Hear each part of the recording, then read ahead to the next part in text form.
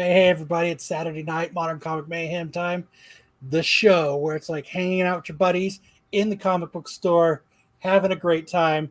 We're going to be talking Pérez. We're going to be talking pickups. We're going to be talking Doctor Strange, Moon Knight. We got so much to cover tonight. So stick around, have fun. Don't forget the drinking game. And let's just do it.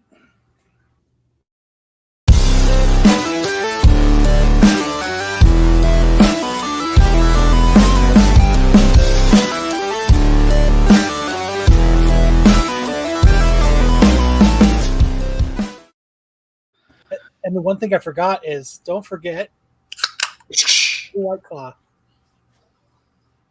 There's your QR code, everybody. If you want to partake, I would suggest it. It's been a rough, long week, and Saturday night. Such a long week. It has, man. It's been crazy. It really was, man. And this is why I really look forward to Saturday nights because you can get like hammered and talk. Time. Yeah, dude. I thought I was the only one who had a hard week.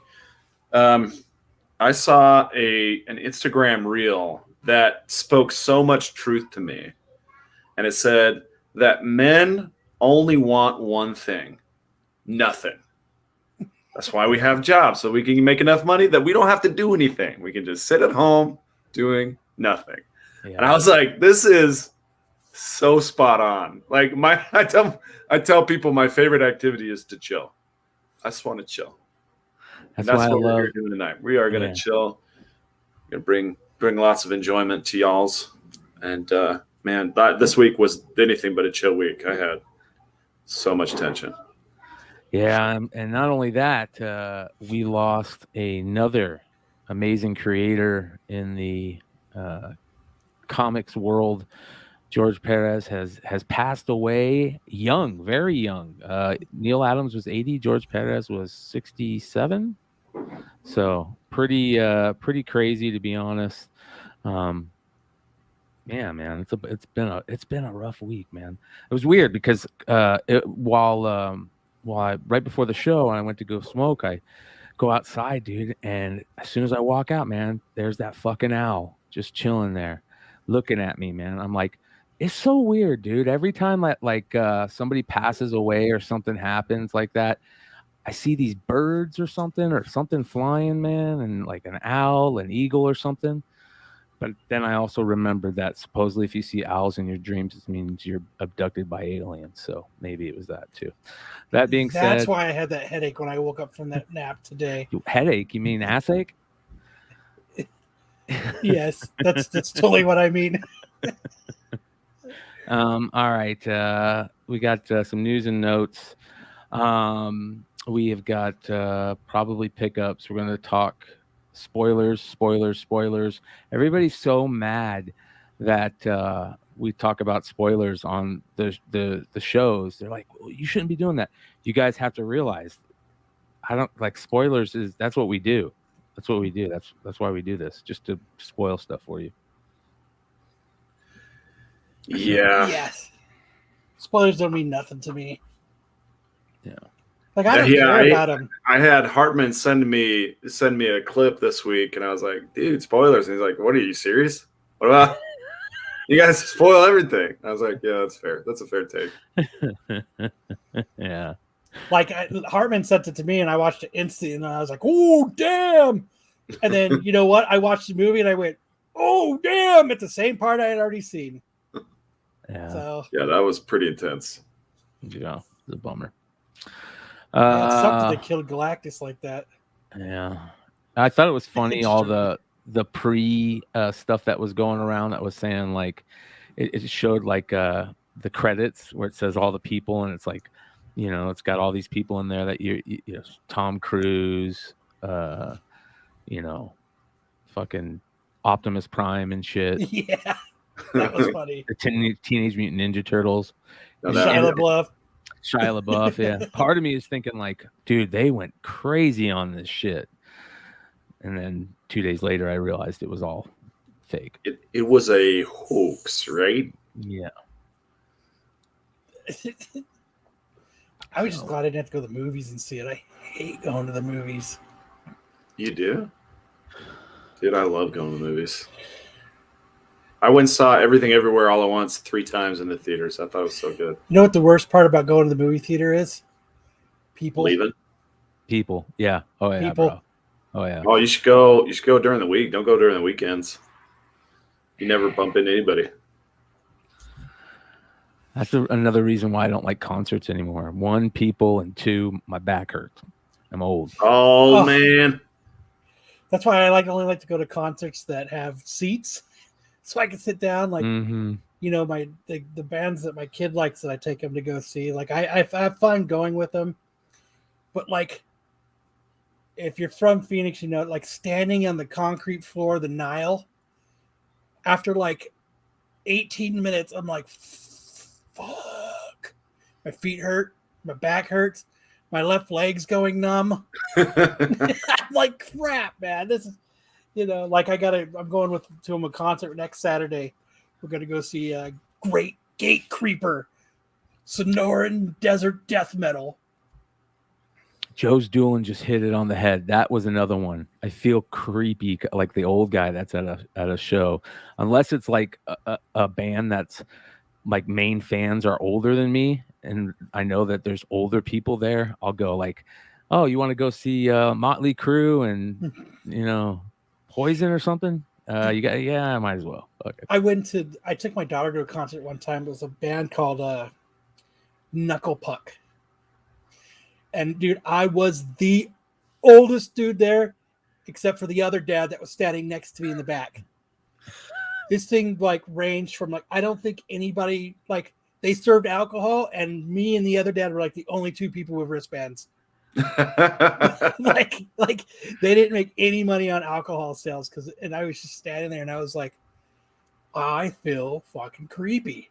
I went to the last time I felt that old was the only anime convention I've ever been to, and I was there. My wife was there. My sister was there, and everybody else there was 20 years younger than us.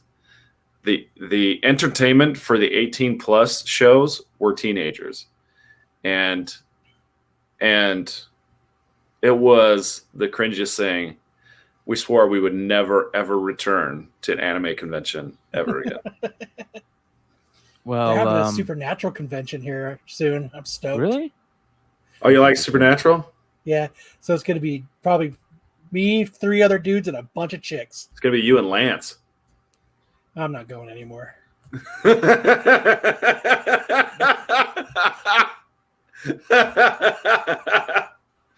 Oh man, straight to the heart.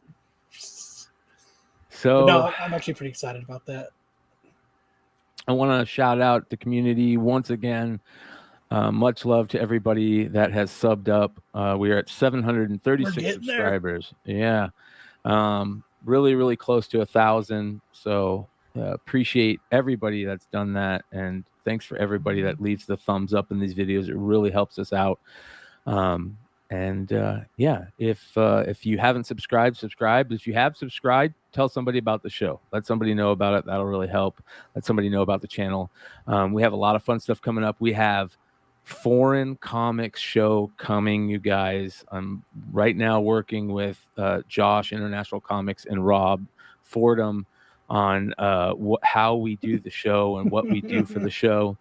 And it's going to be a lot of fun, starting with this upcoming Wednesday. We're going to be doing the show early this upcoming Wednesday because we're going to have Matt Nelson from CGC come hang out with us, and me and Josh and Rob Fordham. You know, it's going to be a lot of fun. We're going to ask them about the new CGC foreign book grading that they're doing. They're really trying to help out the foreign community. So that's lots of fun. So make sure you guys definitely check that out. So foreign community, be stoked. And you got to check out Sam and I's latest episode of Thresholds. We interviewed the Ghost Wrestlers. The Ghost Wrestlers? Yeah. So Amber Schultz and Vinny Funkmaster V Vineyard. These guys, Vinny Funkmaster V is an independent professional wrestler, and then he got into ghost hunting, and he and his wrestling buddies go out and hunt for ghosts. But they don't do it the normal way. They're not. They They're not they out crack there jokes asking. with them. Yeah, they're trying to teach him wrestling moves and stuff. Yeah. They try to joke with them and bond with them over not asking how you died, but trying to get them to laugh. Yeah. They say They're trying to bond with ghosts. They say they get better results when they joke with them and have fun instead of it making it like a serious thing. They also threatened to chase away Kyle's ghosts. I told him no. They said, you need to let us come to your house and chase your ghosts away. And he's like, no, I've known them a lot longer than I've known you. Get away from me.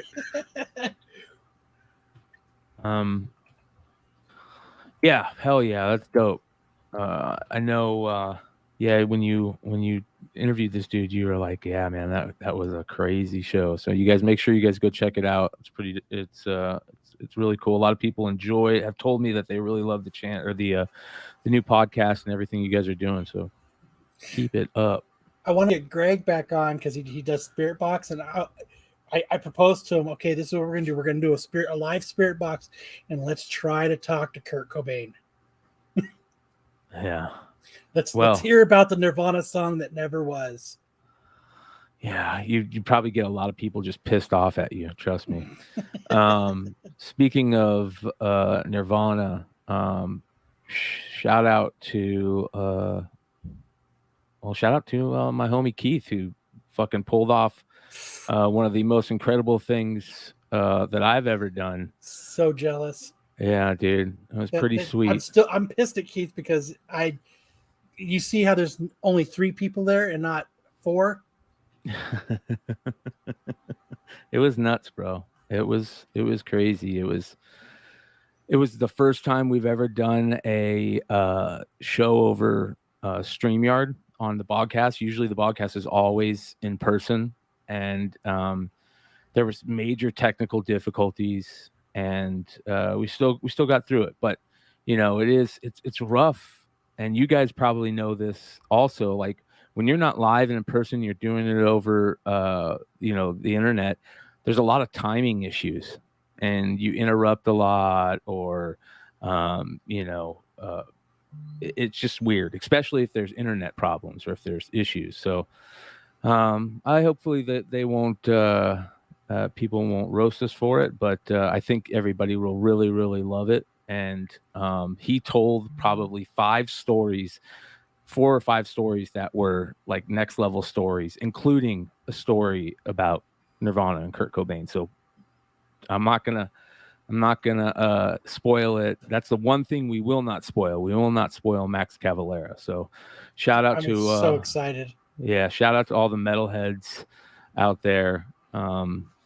Definitely check out the show. Link is in the link tree for the podcast. You guys can go check it out. We got a lot of fun stuff, and you can also see episodes on my channel. I just make a playlist for the episodes, but make sure you're subscribed to the podcast too.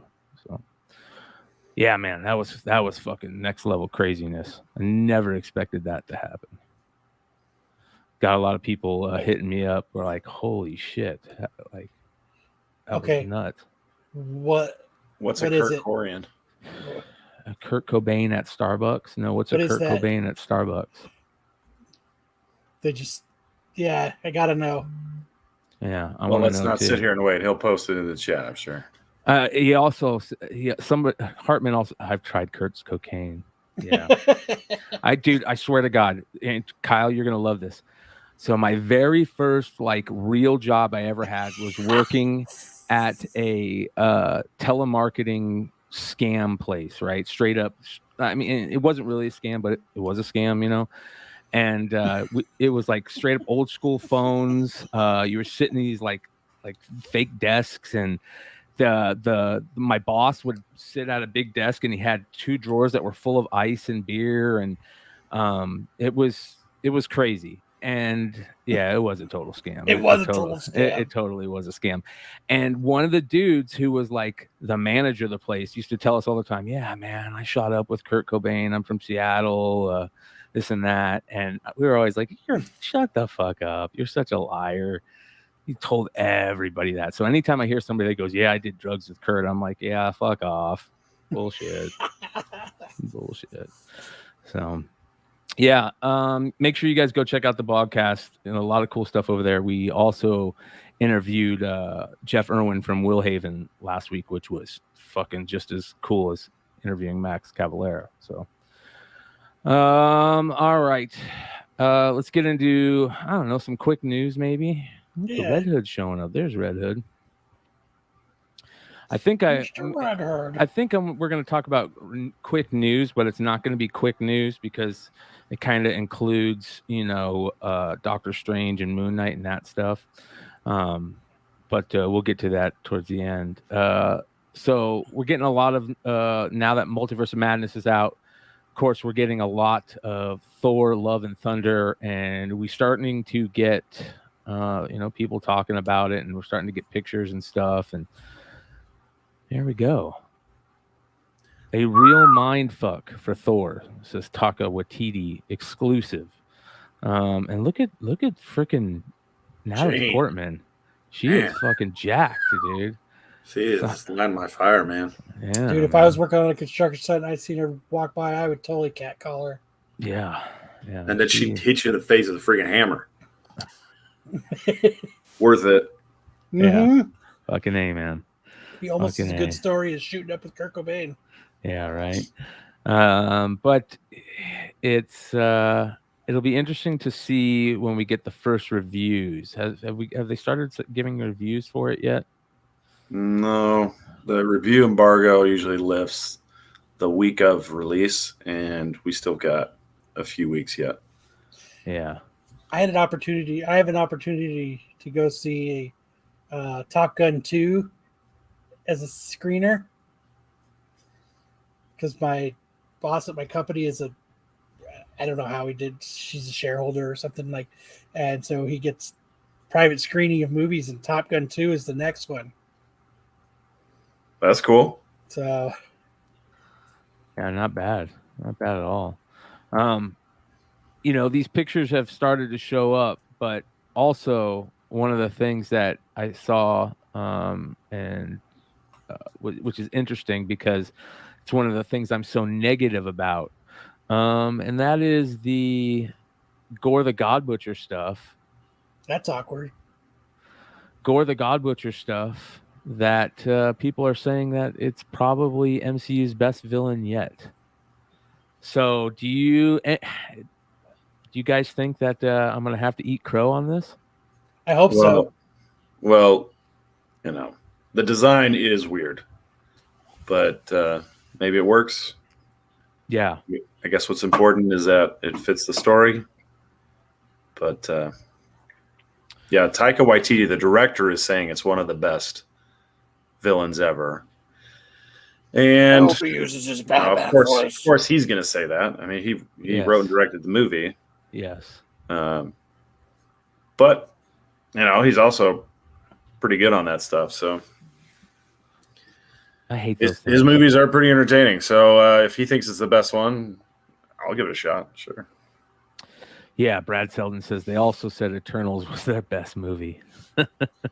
Dude, I have tried to watch that like 3 times.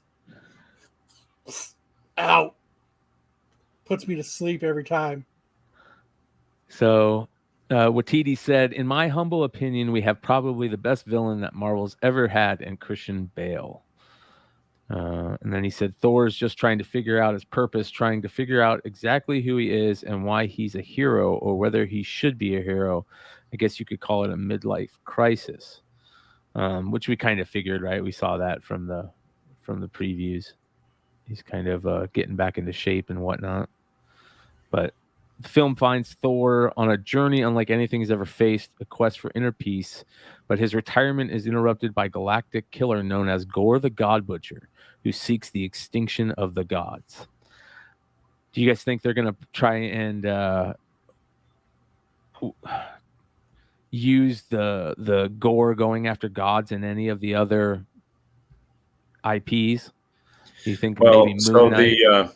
the trailer has it look like there's a Zeus or somebody. Is that Zeus we're looking at? Yeah, I think so. Is that Russell Crowe as Zeus? We're gonna take a look at that trailer. Let me find that trailer. Let's get a copyright strike right off the bat. Let's do it.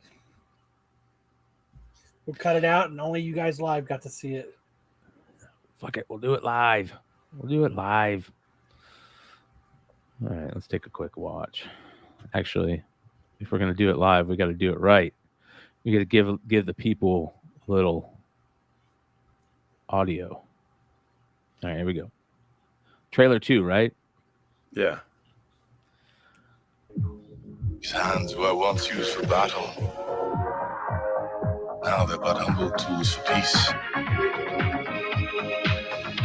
Stupid. You ever feel lost? So better than Just so look much. into the eyes of the people that you love. Who's that? Not me. What? Just listening. I need to figure out exactly who I am. I want to choose my own path. Live in the moment.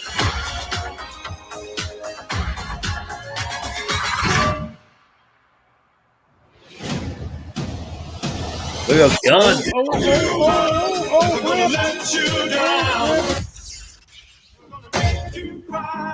Oh, that doesn't show the Zeus figure at all. What is up with that? Yeah. Well, let's see here. Let's go check out the cast. They'll probably say on the cast, right? On IMDb. Pretty sure it's Russell Crowe. Yeah, It it's is Russell Crowe is there, but I want to make sure he's playing. Yeah, he's playing Zeus. Okay. Yep. You're fucking ain't right. Fucking ain't right. So, we'll see what happens with that. Luke Hemsworth as actor Thor. So we're gonna get another Thor scene with Matt Damon as Loki. Yeah. Yeah, that'll be fun. that was awesome. Yeah. Are you bring it up on the screen? What? Or are you just talking about it? Yeah, I was just talking about it. Yeah, there you go, actor Loki. So. Oh, Sif is back, by the way. Yeah, that's interesting. Think it's going to be a she's back or just a old memory? No, I think she's back. She was not on Asgard when it blew up. Yeah. Dave's going to be the Drax again? I thought he wasn't going to do it anymore. Well, he's going to do the third movie. Yeah, he's still under contract, or he was still under contract through Guardians 3. Yeah. Poor guy, he's got to make a bunch of money and play a good role again. Thor getting rickrolled. That's the only problem with that trailer was that song. Like, no, it's way better than the Guns N' Roses song. I don't think so, bro. No way. Dude, I'm going to interrupt you, man, and I'm going to tell you that fucking... Dude, yes. Fuck no. Guns N' Roses sucks. Yeah, but the song was good in the trailer. The song was really good. Nah, that pulled more at the heartstrings. What trailer was that? I don't even remember what fucking trailer that was. What trailer was that? I think it was the first trailer. We got stuff with us. Oh, yeah. Fuck, man. That was more like when you heard that, you fucking like that gave you a smile when you saw that. When it was Guns N' Roses, you're just like, yeah, Guns N' Roses. Yeah. Sam, did you see Multiverse of Madness? I did. All right. Now we get to get into a good conversation because we've got somebody who isn't necessarily invested into the comic aspect as much. Hold on, I need to get a drink before we get this going. Yeah. You know, after you've seen Everything Everywhere All at Once 3 times, Multiverse of Madness, I was just like, okay, Yeah, I think they could have gone a little zanier. You know, I know that they were going for like a PG-13 horror type vibe, but I feel like they could have gone a little harder into it. They could have really made Scarlet Witch a little bit more drastic. Yeah. Well, I felt like they were setting it up to be a real risk taker. yeah. And I felt like they pulled a lot of punches. Here's the biggest thing for me is that they kept the Scarlet Witch secret for as long as they did. Because I didn't expect. Did you expect for Scarlet Witch to be the main bad guy? I know that we kind of talked about it before, like it could be Scarlet Witch as the main bad guy, but I don't think a lot of us thought it was going to be that. So I watched a trailer breakdown where they showed the apple orchard early in the trailer, where she and Strange are just kind of chatting. And then later in the trailer, you see, all of the death and all of the Darkhold version of the orchard. And the trailer breakdown was like, this is the same scene before and after Wanda reveals her plan to go after America. So and I was like, everybody knew. I was like, that is very compelling evidence. And so from that point on, I was kind of expecting it already. Plus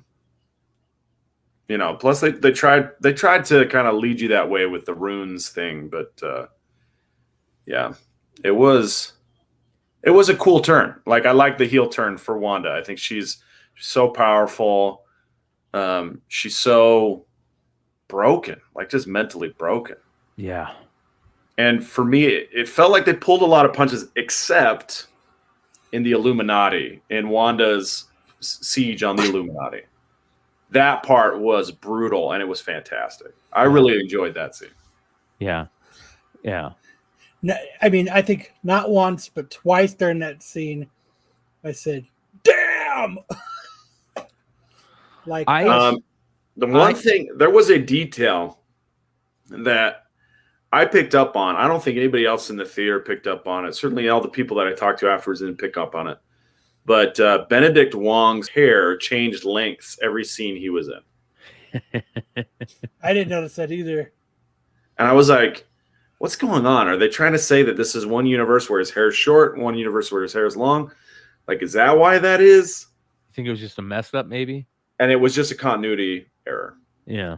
Like they weren't trying to show off his hair being different lengths. I think he's probably filming different movies. Yeah. And he had to come back from reshoots.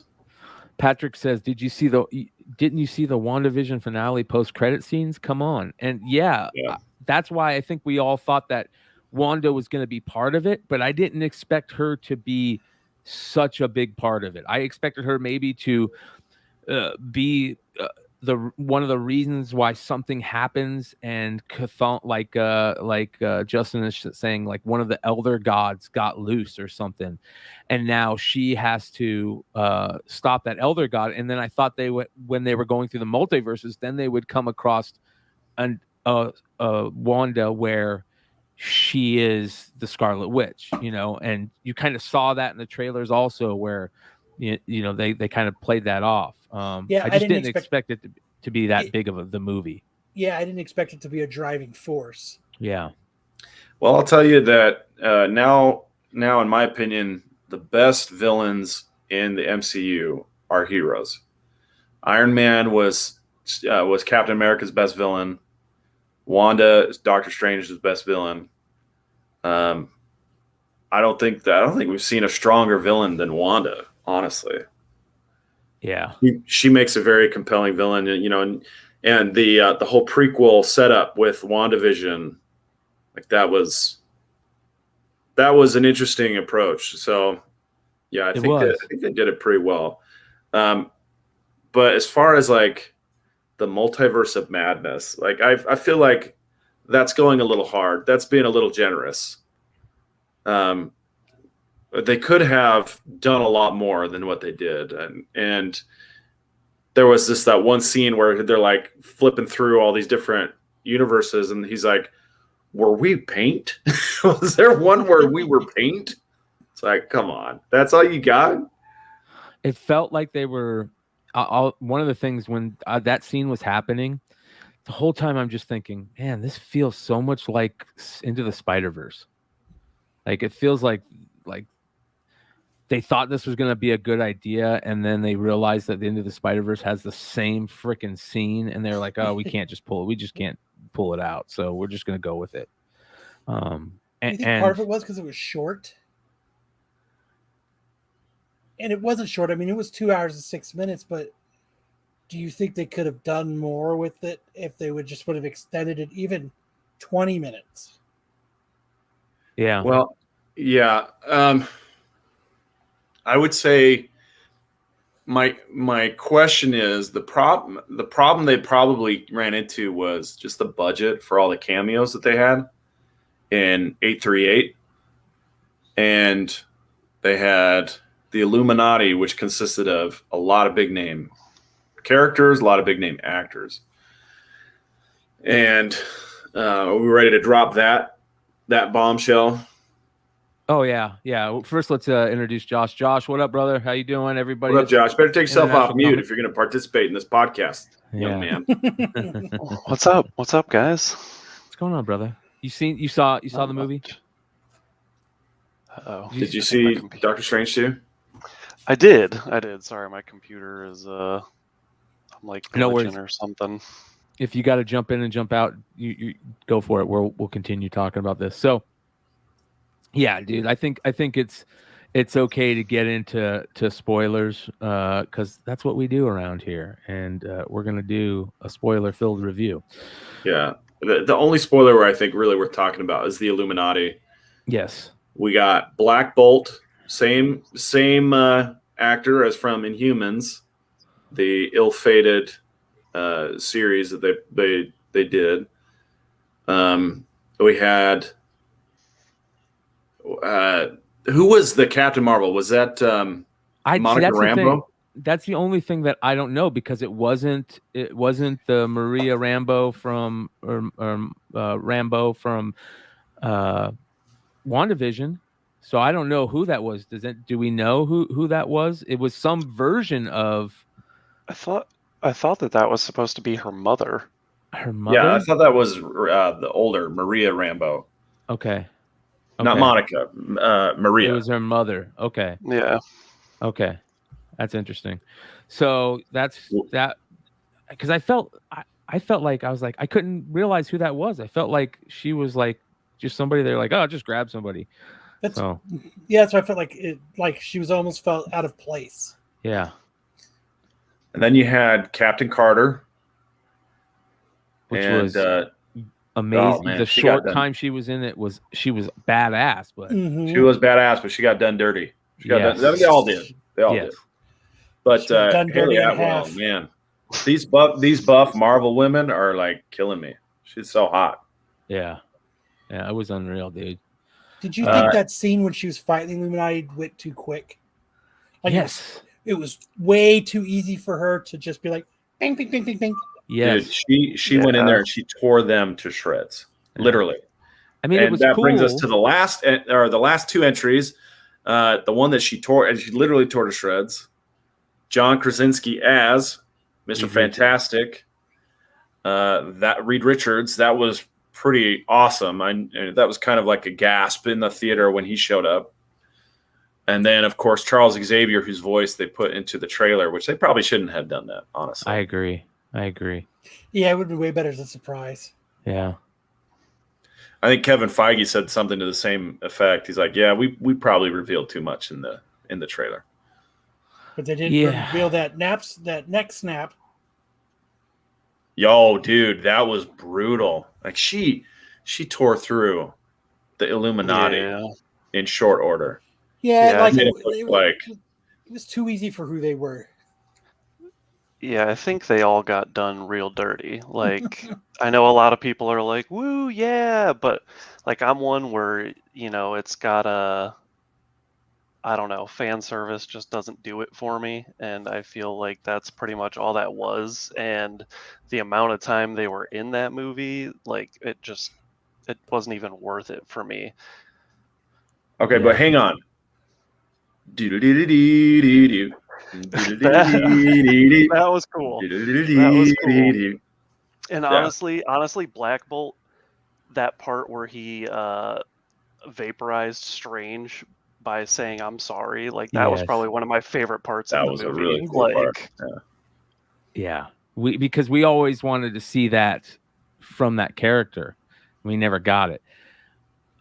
I'm glad that they used Black Bolt because it just we felt so but like we lost so much in that TV show. We thought that Black Bolt was going to be such a great character, and that TV show was so bad. I was glad that they used Krasinski as Reed Richards. I thought that was a great payoff. But then when they killed him so easy, I'm like, and again, I get it. It's multiverse shit. I'm like, oh, well, is he going to come back now? Is he going to be Reed Richards? He should. He fucking he should. He should. I mean, since all the Doctor Stranges and everything were the same, why might as well just make him the same and bring him back. Yeah. I'm surprised we didn't see Deadpool. I'll be honest, dude. I thought that was going to be a perfect thing where, we could get some quick little gag moment for Deadpool. Like they went into like one multiverse and he's like, "Hey," and he got back out or something. Yeah. Or it could have been the multiverse where he kills the Marvel universe, right? He's got them all sliced up. That would have been cool. Yeah, Eric, you got a great point. Eric Hurd says if Marvel recasts Richards after having Krasinski play Mr. Fantastic, I think fans will be pissed. Yes. Agreed. Yes. Yeah, I felt like Reed Richards stretching arm, and then he just gets turned into party balloons. It's like, oh man. And also when Wanda, they're like, you can't stop Black Bolt, and she's like, watch me, and she takes away his mouth. And she said, or they said, with one word of his mouth, he'll kill you. And she goes, what mouth? And and he tries to talk, and he blows up his own head. Blows up his own brain. That's what I do all the time. You could really feel the Sam Raimi in it. I mean, it was good. It felt good. Okay. Speaking of Sam Raimi, so Doctor Strange put the curse on Bruce Campbell, the same curse he had in Evil Dead. Yes. Right? That's where his exactly own hand what it is was trying with to kill the him. hand. Yeah. That's why it was so good, right? Yes. I had somebody, shout out to Drew at Wanda Comics. Drew's like, yeah, I had to get told about the Bruce Campbell stuff, and because he's not a Evil Dead guy or Army of Darkness Sam Raimi guy, so he didn't get it. But as soon as you saw him, doing that, you're like, yeah, you instantly knew it. And he's like, yeah, it'll be a couple weeks. It was awesome. Yeah. Let me see here. So it was very interesting how they played off the zombie character, because I thought that was going to be like one of the main bad guys they had to fight. Right. So that was pretty interesting. Was there anything in it that you guys felt was cheesy? I thought walking through the apple orchard was kind of cheesy. Really? I thought it was all really good, but I thought it was just a little like too by the book, which is weird. It's weird to say that. Like it's just that I cannot help but compare this to Everything Everywhere. Right. Yes. Which was just the absolute bonkers movie. And just compared to this, it just seemed really tame. Being very similar in themes and also construction. And so I guess this is the PG-13 version of Everything Everywhere. Yeah. I would agree with that comment. That's probably the one part of the movie I thought was super cheesy, was the music notes fight. Yeah. Yeah. Why is he in the chat, not on the show? I think doesn't he have something going on tonight? I think he has something going on tonight for some reason. He told me he was at your mom's house, Kyle. Well, he's Justin in for a real Shannon. treat then. Justin Shannon says, I thought it was decent, but No Way Home was better. See, I thought that. All right, so I have 2 points of views. I thought that the movie was good. I thought it was good. I don't think it was great, but it was good, and I liked it. I really enjoyed it. I was really, really let down with some of the storylines and the plots. Not in a way where I was like, oh man, this is bad, but it just felt so weird to have the Illuminati get taken out like that so quickly. It felt really weird. It felt exactly. It felt kind of rushed.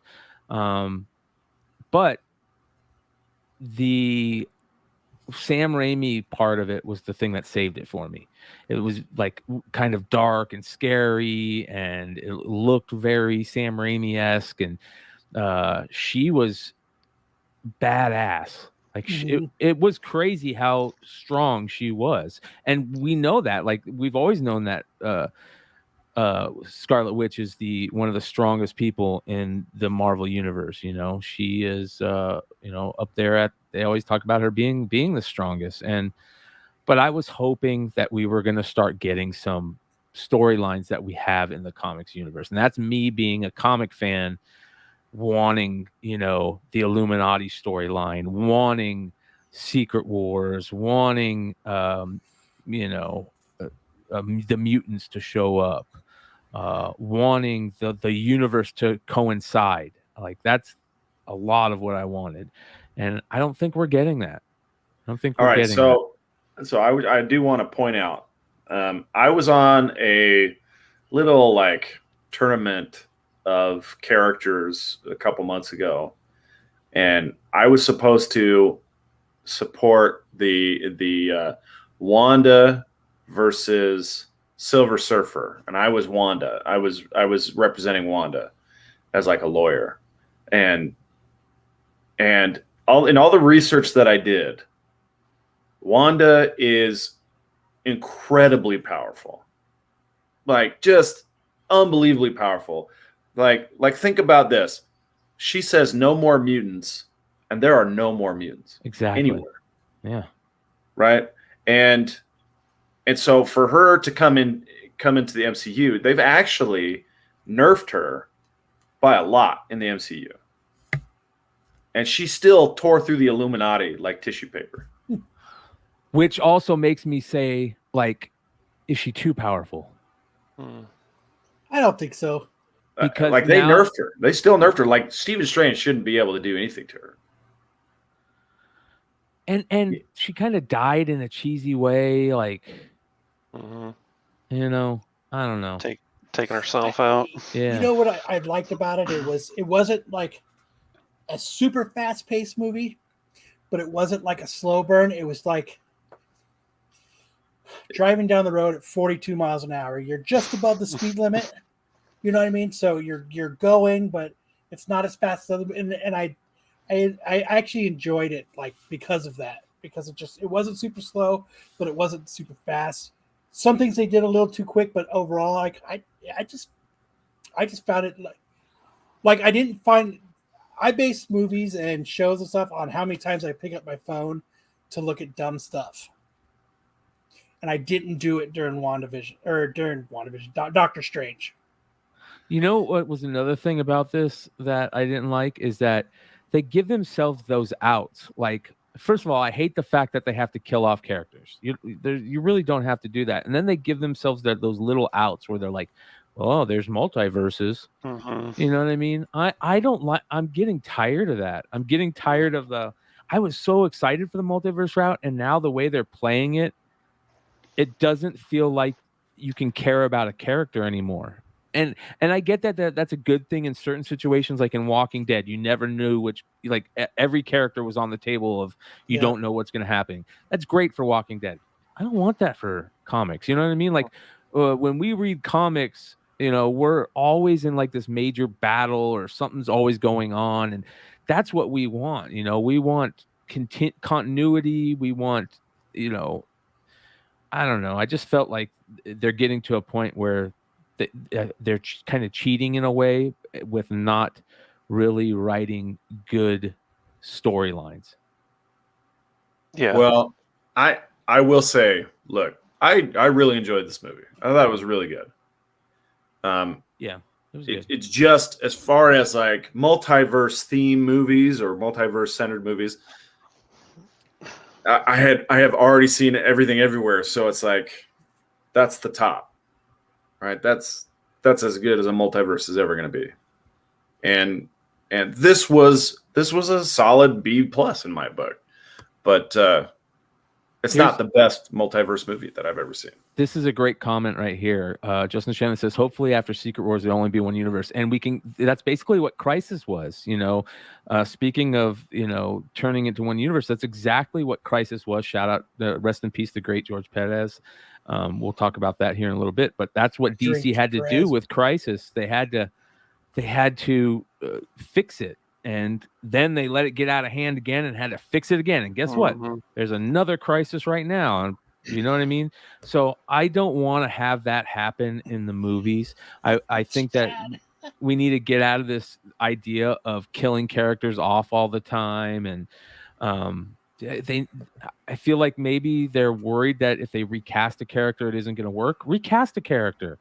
We don't, if you're paying this character too much and you don't want to do it that way, recast a character.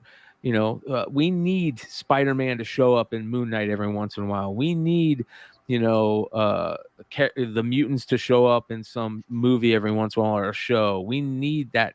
And it's really hard to do when you're paying actors, however many ungodly amounts of money. Yeah, per second they're there. And also don't killing off characters that people love sucks. It really sucks. Cad Bane was a big example. It sucks. It really, really sucks.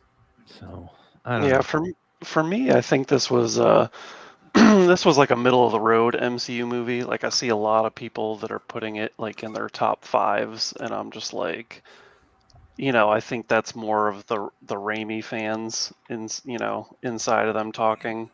But after seeing Morbius and then watching Moon Knight and then seeing this, I'm just kind of like, I'm just going down like this. Like nothing's grabbing me and making me go like, oh my God, like, this is crazy. And I think I'm really getting annoyed about how the MCU can't get past Thanos, because I'm really getting tired of hearing about Thanos in everything still, even though that movie was 3 years ago.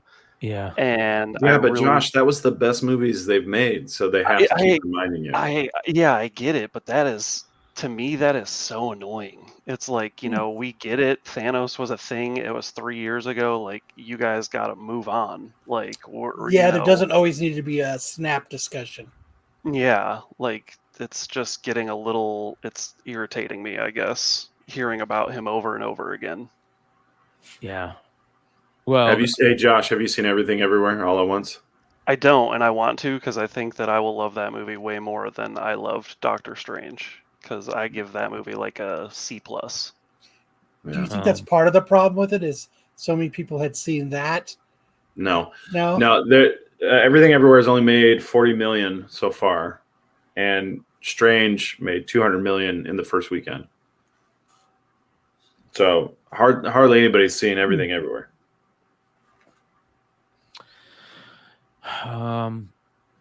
One of the things that was a hot topic last night was the Captain Carter stuff.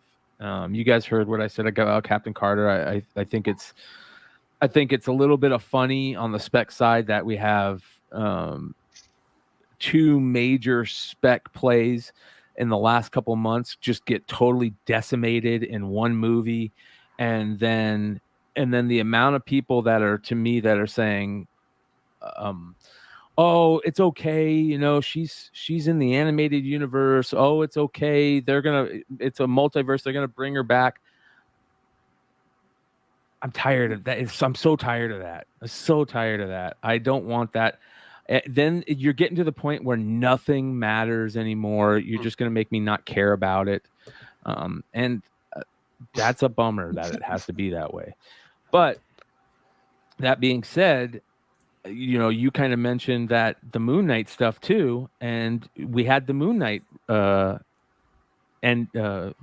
finale. And people, again, I've heard mixed reviews on the Moon Knight finale. I heard a lot of people like that episode, but that's all fine and dandy. It was the last damn episode, and I thought as a whole Moon Knight was great. They put up AOA's comment there. You wed mops. Does anything entertain you people? That's, you know, here's the deal. Marvel is kicking out hits. They kick out great shows. But they kick out. I feel like the Disneyfication of Marvel is playing things safe. Right?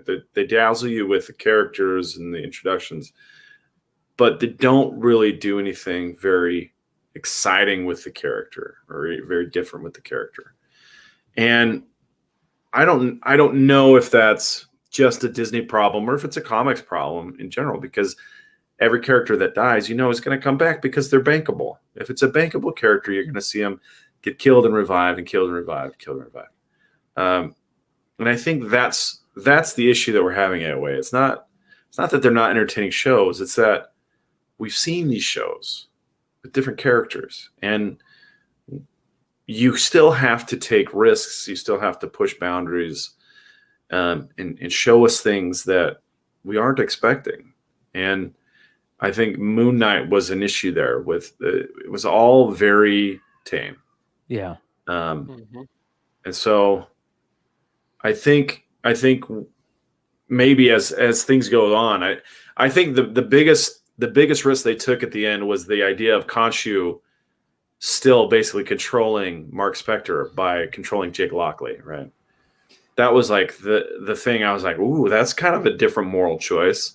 That's an interesting choice.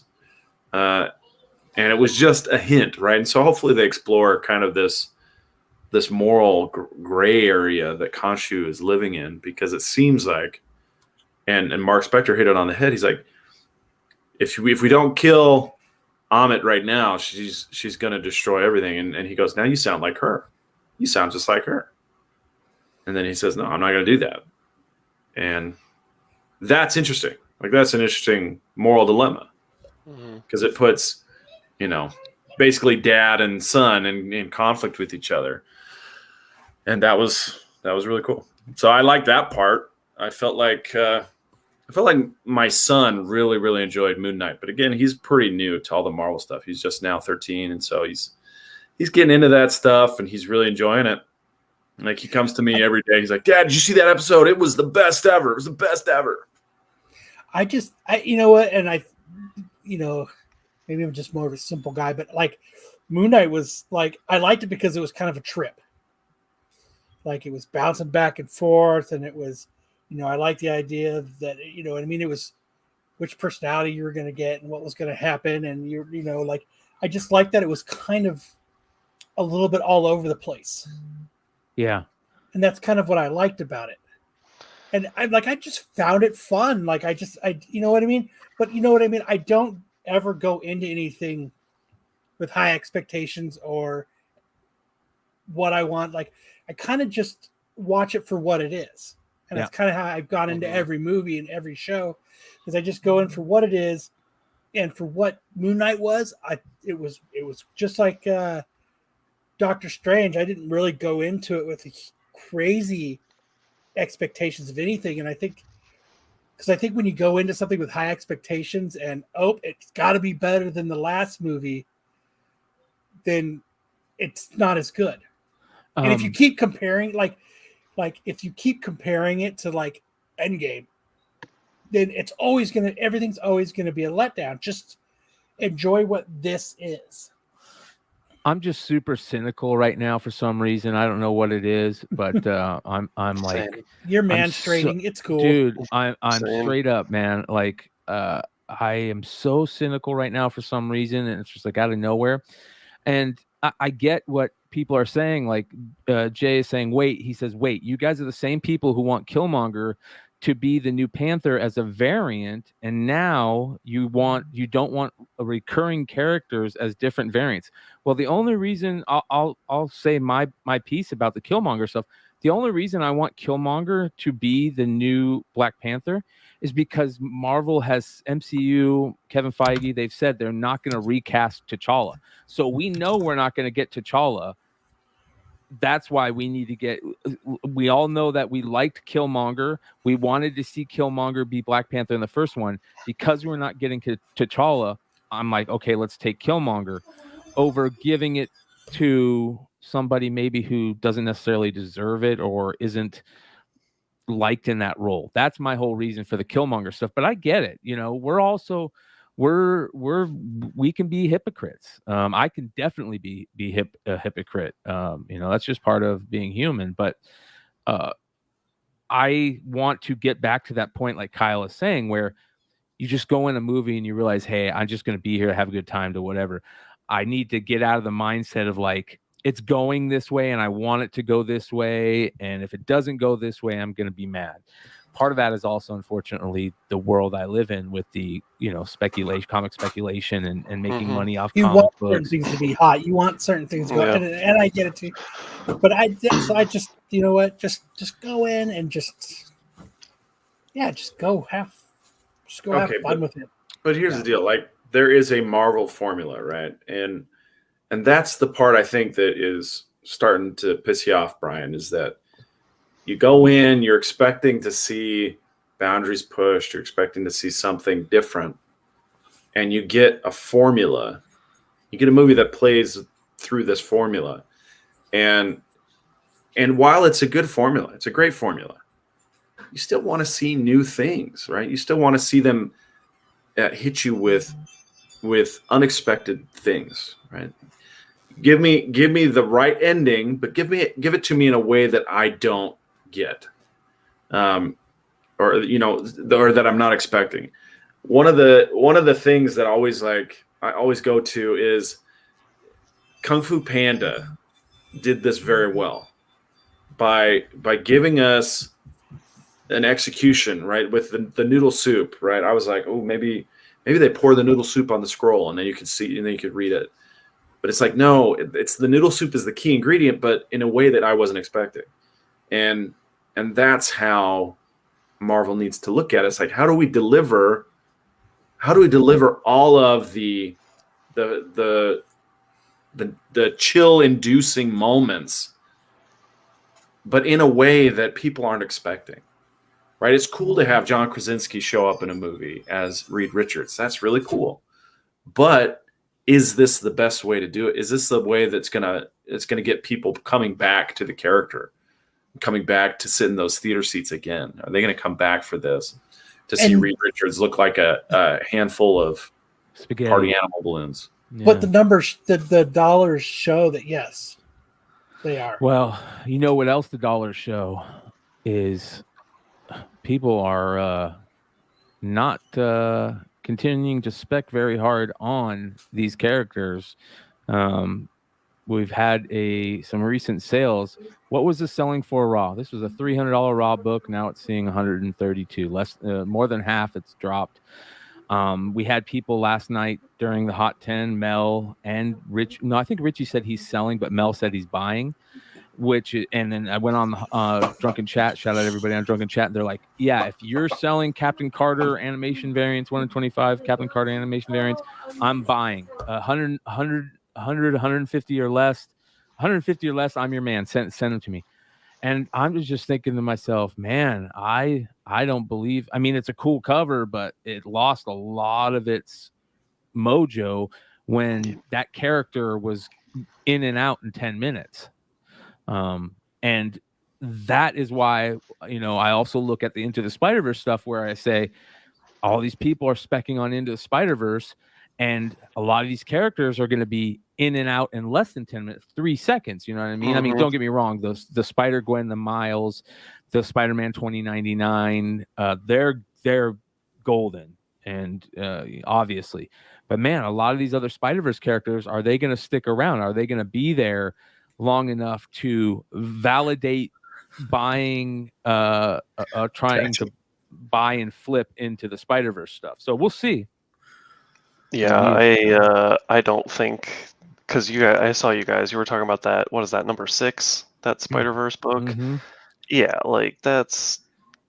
I talked to somebody that personally had a hand in that movie, and they even said that is a tier D spec book. Like, you people are crazy that are paying that much money for that book.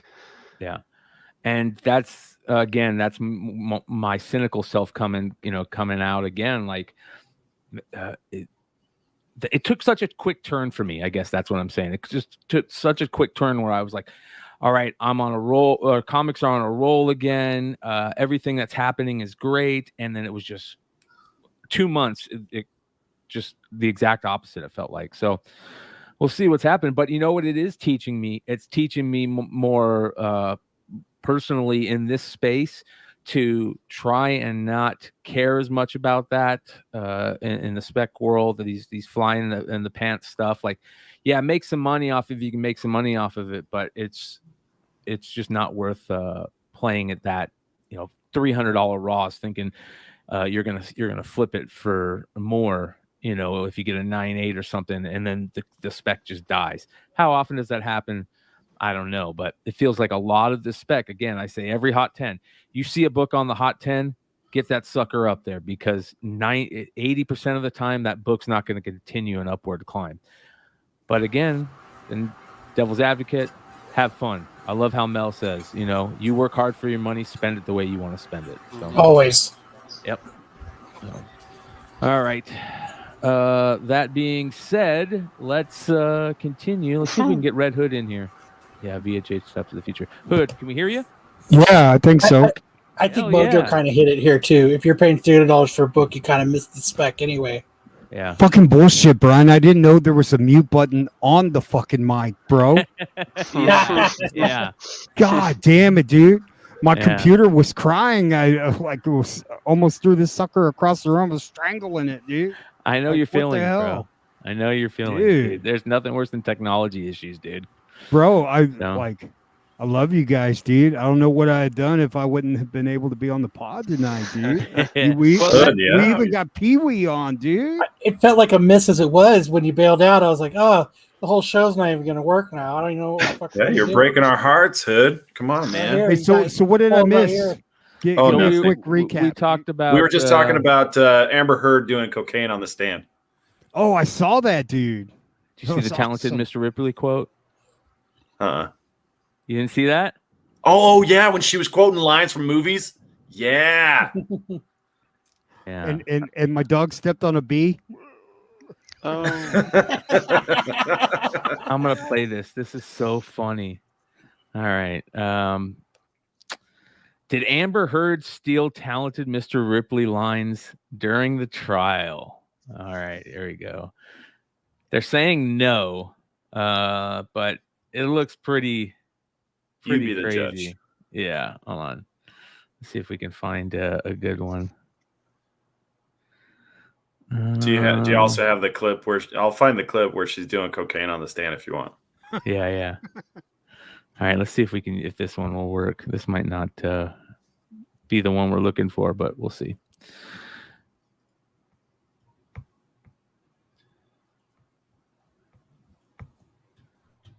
Taken the stand to testify against her ex-husband, Johnny Depp. He's suing her for defamation. Both have publicly accused the other of domestic abuse.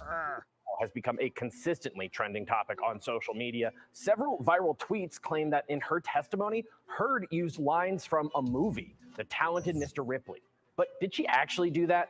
We verified using these sources. Here's the movie quote the posts say Heard used in her testimony.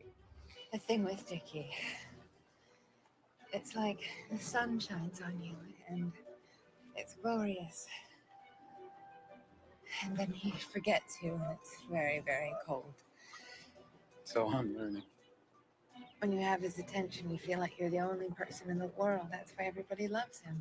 But we went through the entire transcript of Heard's testimony, and she simply never said this. She did say something similar in sentiment, but it's not taken from the movie. When I was around Johnny, I felt like the most beautiful person in the whole world. You know, fake cry. Made me feel Fake So cry. we can verify, no, Amber Heard did not use lines from the Why are they coming to her defense? Why are they coming to her defense? It doesn't make sense, dude. Dude, I mean, it's must see TV now, bro. It really Wait till is. she gets cross-examined. It's going to be great. Dude. Well, they have the week off. They'll come back, not this week, but the week after. Yeah. Like so if it smells like shit, you must have quit. Yeah. This trial is so funny, dude. It is Saturday, May 7, 2022, and here is Lifestyle Highlight. Did actress Amber Heard snort cocaine live in court? A suspicious clip of Amber Heard in court has raised alarm bells from tweets That's who are her posing suggesting for she the may have picture. snorted cocaine during her live testimony. The clip, which has gone viral on social media, shows the actress appearing on the witness stand. But it is her mannerisms, like sniffing into a tissue and wiping her nose repeatedly, that have raised eyebrows. Amber and Johnny are embroiled in a messy $100 million defamation case in the Fairfax, Virginia court. They both act like that. Like Johnny is always sniffing, and he's always doing that. And then Amber Heard looks like a freaking statue. She'll just be like. See, I thought she had a narrower face in Aquaman, and now when I see her, like she looks more and more like Johnny Depp every passing day. Yeah, she's dressing like him. Rings, man. Yeah, it's just. I mean, you're saying she had coke in her Kleenex? In her tissue, yeah, in her Kleenex, yeah. Yeah, Fred Bruno, you're right. There is a better clip than that where she's like, she comes in and she like, you see her sniff up, and then she's like she's still going at it. It's crazy. Man, those must have been some wild times, dude. Like them just throwing shit at each other and shitting on the bed and hitting each other, and then I'll find a better clip. That's funny, man. God, man, and I thought she was a pretty girl until I heard that she shit on the bed, and that's kind of like, Dude, here's the thing, Hood, is that after that's kind this of where trial, I draw the line, bro. After this trial, she's gonna have to do a fart jar OnlyFans to get any work. She's gonna go independent. Every time I see her, I'm just thinking of her taking a dump on the bed. Pretty soon she's gonna be selling jars of dump that you can buy. Well, what's funny about that is the way you felt, Hood. A lot of people felt the exact opposite. Now they're super attracted to her. There's a lot of dudes into that. Yeah. Dudes like soft crazy. serve addicts, psychos. Dudes like crazy. All right, here we go. Let's see if this works.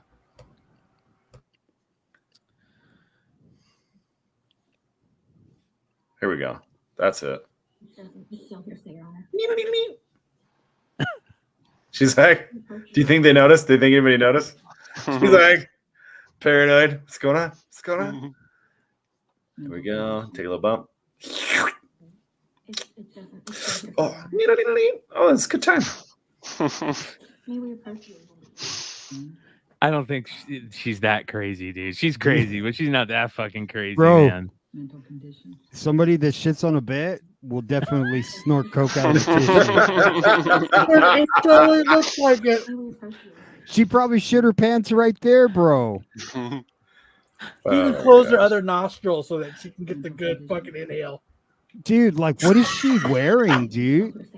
She's trying to look like an old timey judge or a lawyer or something. Man, she looks like a homeless person, dude. Like, I can't say I've ever seen someone blow their nose quite like that before. But that wasn't a blow. That was definitely she a suck. inhaled. Yeah. That's terrible, dude. Oh, that's Still bad. turd scented candles. what a life. Dude, we got people in the chat who are bitter about us talking about Amber Turd. Hey, Sam, so I wanted to ask you. So Okay. they asked her, why are you here, Amber? And she goes, because I'm being sued for $50 million because 150. Oh, no, you're right. 50 million. Sorry. 50 million because I wrote that open-ended letter or whatever. Op-ed. Op-ed or whatever. like she basically said she did that. Yeah, she admitted it. Yep. She admitted it, and that's what they're trying to prove, that she did it, and she went ahead and just admitted it. Now that all they have to prove is that she made up the story elements about her. to defamation. There's elements to defamation. Okay. Rare. And with a public figure, there's an added element, which is actual malice. But it could have been crystal meth to cry. Menthol. That doesn't say crystal meth. Yeah. Menthol. Oh, my bad. I was thinking of something else. There's different elements. So 1, she has to make a public statement about the plaintiff. 2, it has to be false. 3,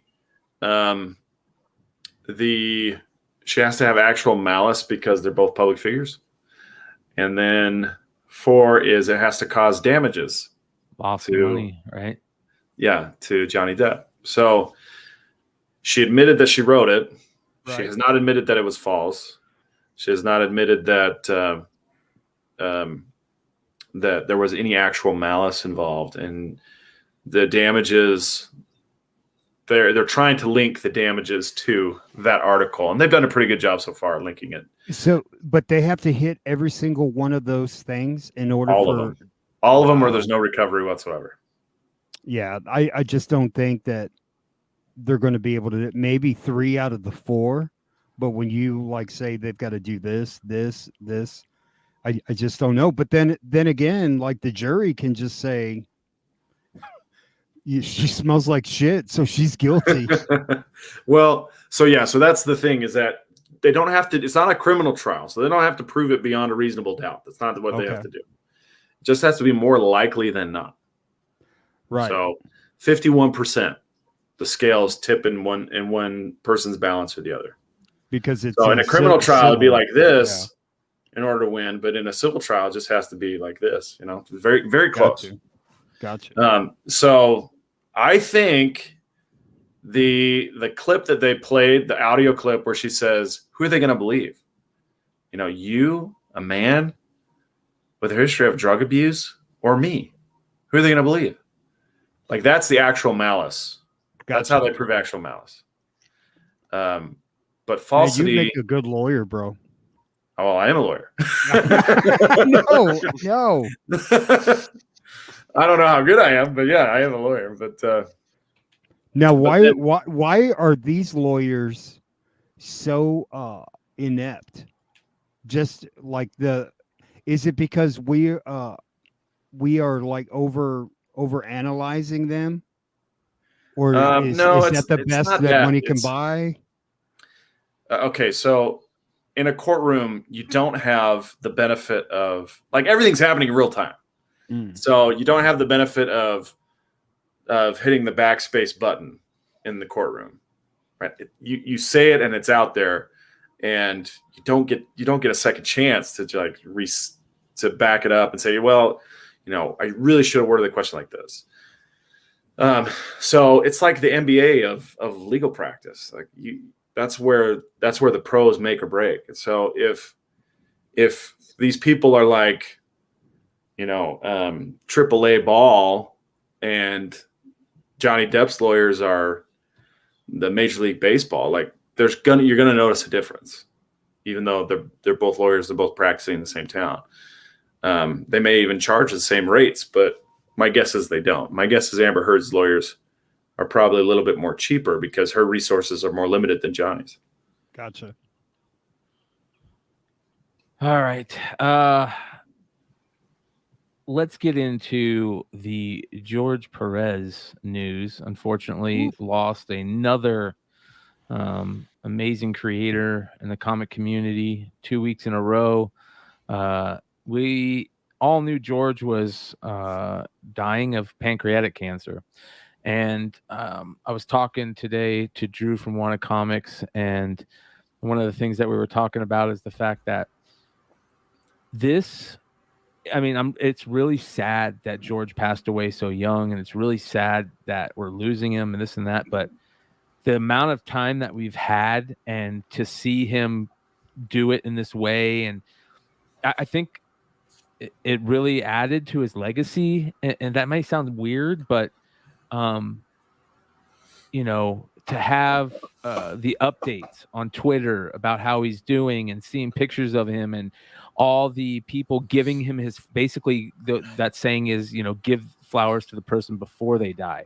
And so he was able for a short period of time to get a lot of people writing him and saying thank you and for everything he's done, and all of his peers saying so much about him was really interesting, and it says a lot about, not to get too political or anything, but being able to do that, having the hospice and being able to have somebody get you through this, and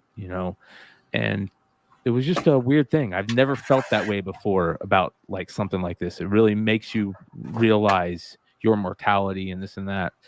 But it was interesting to see it happen. Of course, we all know pancreatic cancer is just a really it's very, you don't get away from that one very easily. My dad's best friend, who was like a uncle to me and another father to me, he got diagnosed, and within 3 months he was gone, like that.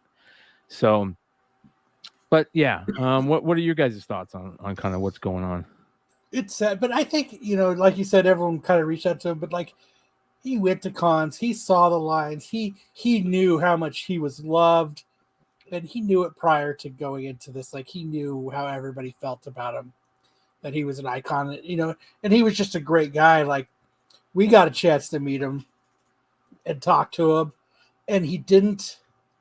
This is one of the cool things about George Pérez was he didn't brush you off. Like, he didn't sign your book and was like, next. You know what I mean? Like, it wasn't. You could tell, like, it wasn't an inconvenience for him to be there. Like, he didn't treat it like it's something that he has to do to help pay the bills. Because, like, he even told us that story is, like, all this that was going on is he's rich. It didn't matter. But, like, you could tell he thoroughly went for the enjoyment of talking to the people that enjoyed his art. And he loved having a one-on-one moment with every single person. And that's the reason why he had to have a lottery for his line, on top of it being long, but you got that intimate moment with him. Yeah, for sure. And he didn't hesitate to get up and take pictures with you, and he didn't hesitate to, and just talk to you like a person and not like a number. Yeah. And I think that's what was freaking out. No, anyway, I did not anger George. Like, it was, I was like a fangirl when I met him. My knees were weak. I was sweating. I was anxious. I was nervous because I was so excited to meet him. And he's the kind of person, like, you could be in a bad mood, and when it was your time for George Pérez, that bad mood was gone by the time you're done talking to him. There was nothing that radiated off of him to keep you in a bad mood. And with that, there was no way you could keep him to even, you would even want to bring him down and piss him off. Yeah.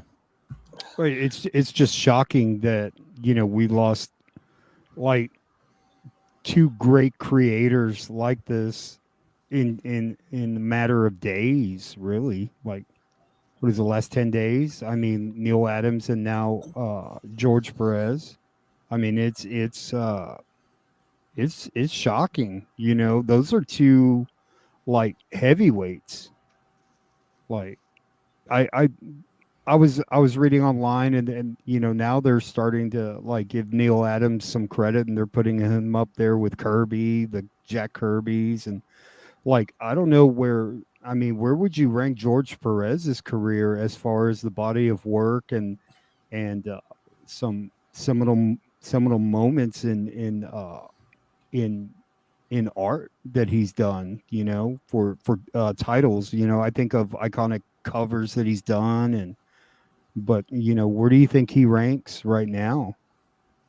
I definitely think he was on the Mount Rushmore of Right. living creators. I think we lost two of those people very quickly. I agree with Kyle's sentiment about how nice the guy was. It's funny because I've kind of been that guy, one of those people that has always kind of shied away from autographs, and I don't really like autographs on comics and this and that. But George was the guy, and I was thinking about this before the show today. George was the guy that, like, I wanted him to sign every book I had of his, and I just loved seeing a George Pérez auto on a book. And I, grew up.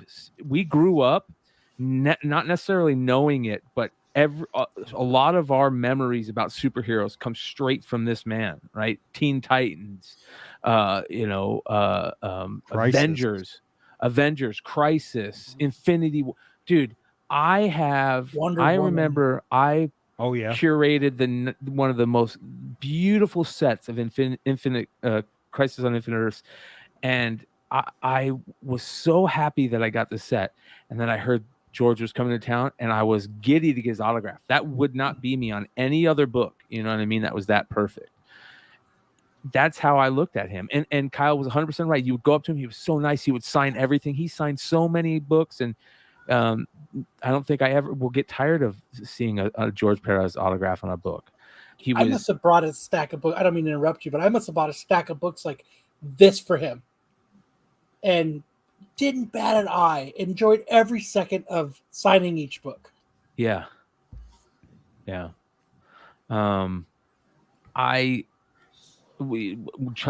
to Drew today, he mentioned that he goes, a lot of people don't realize, but that Avengers run that he was doing in the 80s, that was on like 1 million subscription base. Like, it was going out to 1 million people through subscriptions.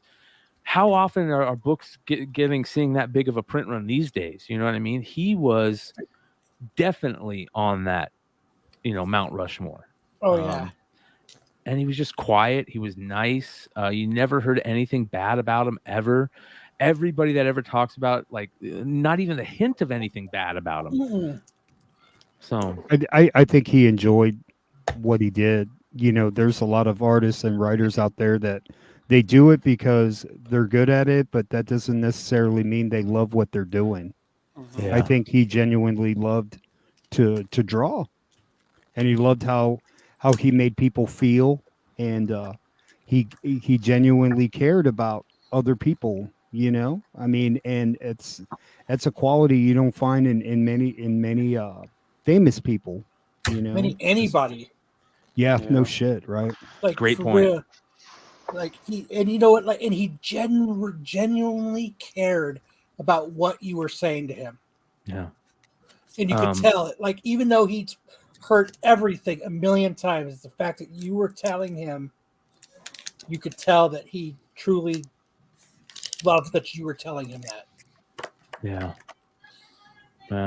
I mean, the amount of iconic covers that he created is unreal. We're gonna go through some of the covers in a second here, but I tell you what, Brian, I've got like six covers of the Crisis, the iconic cover. I went to the LCS today, and there was one on the wall. I said, "Let me have it." I was shocked that it hadn't sold. I said, "Give it to me. Fuck it." Yeah. Let's read what Constance has been posting updates on George throughout this whole time. And so she had an update on May 5th. She said, greetings all. On behalf of George, he is so grateful for the love and support he has received throughout his illness and his whole career. The love all of you have shown him and Carol in this impossible hard time is deeply appreciated. For those of you who sent in videos, thank you. George enjoyed them a great deal. Presently, George is home and resting comfortably. He is not in any pain. There are no visitors or calls at this time. He is sleeping most of the time and is very at peace. I thank you as always for respecting George and Carol's privacy and remind you to direct any inquiries through this page. And this is a recent photo of him from that she posted. And then, of course, 10 hours ago, she basically said to all George fans and friends, George passed away yesterday, very peacefully at home with his wife of 490 months and family by his side. He was not in pain and knew he was very, very loved. Fuck. Did you take any pictures with him when we met him? I don't think I did. It's funny, dude. I did take pictures for him because anybody that walked by that had a cool prop or was in a costume, he would jump up like a giddy little kid and go, "Hey, can you take a picture of us together?" And we would be standing there while he'd be doing sketches for people, and you would see that like every couple of minutes he would have somebody, do a picture. With him in the picture, so he could have the picture. It was great. I just posted it in our chat, but this is probably I have a couple pictures with him that they're just my favorite pictures of all with George. Yeah, here we go. Hold on. Let me send you the other one too. Like, it was just awesome meeting him. Like, I was so excited. Here's another one. I just sent it. Oh, he drew a Deathstroke with the Infinity Gauntlet, dude. Oh, and I got a story behind that as well. And behind both of those. See, that's what he did. He drew a thing, and he didn't mind getting up and taking a picture with you. Yeah. Like, that's awesome. Yeah.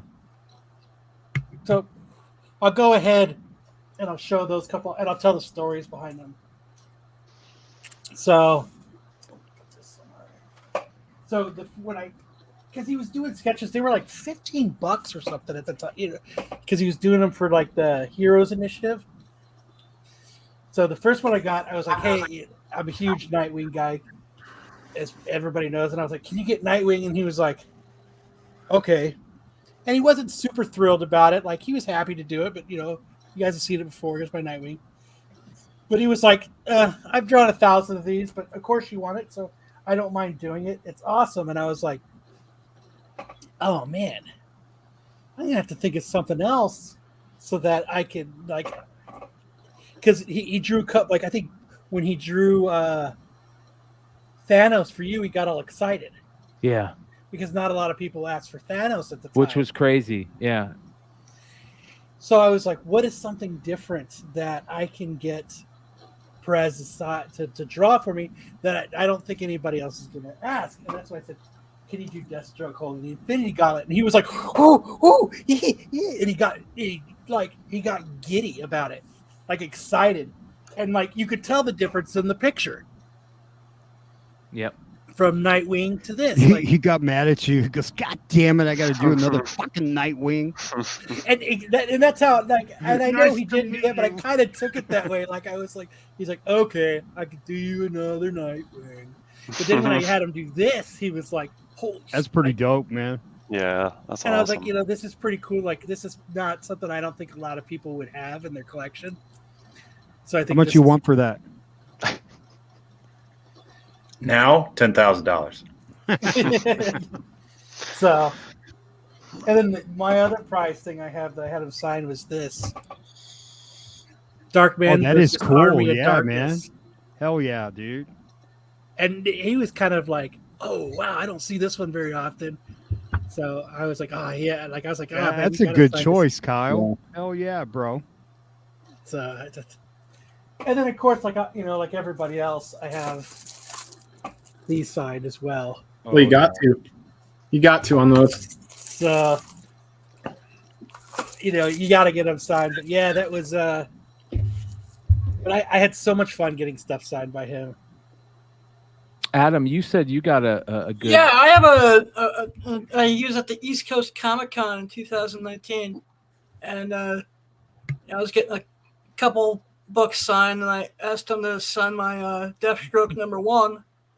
Or a Deathstroke book, and I just said, "Hey, I want to thank you for, creating the character that's helped me become the blind person I am today." And he was just very gracious, and we wound up having like a good 15-minute conversation. And at that point, he was really interested in learning to read Braille. Because when his eyesight, I guess, was starting to get worse at that point. Yeah.